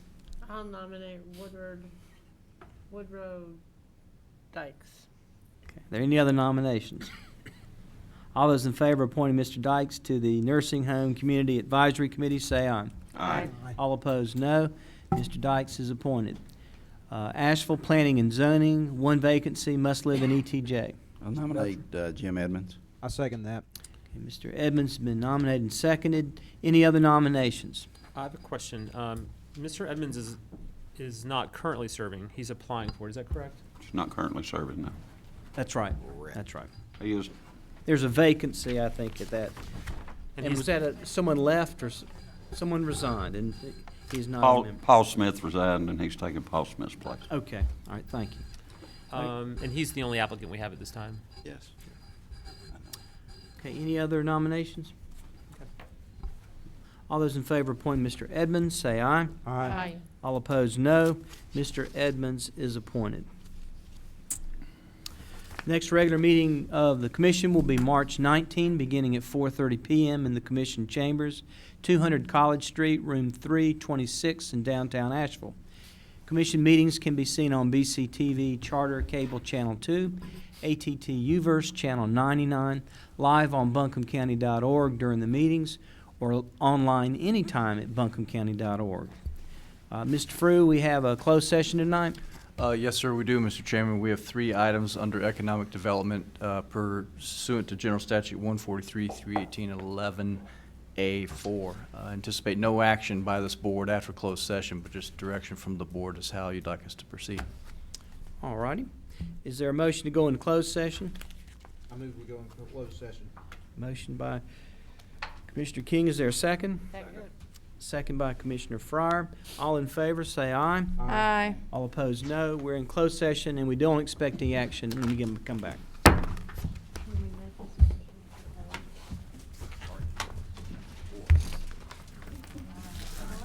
my candy wrapper.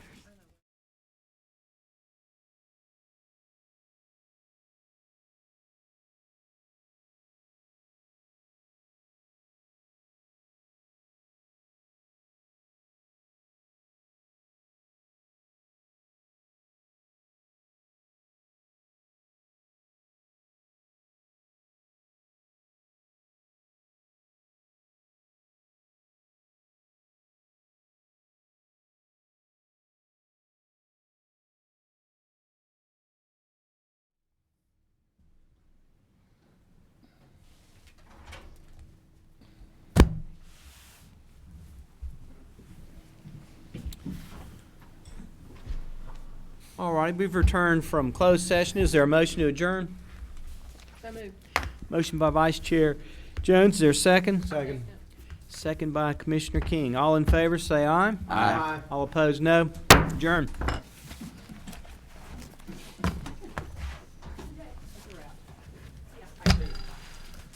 Oh my gosh.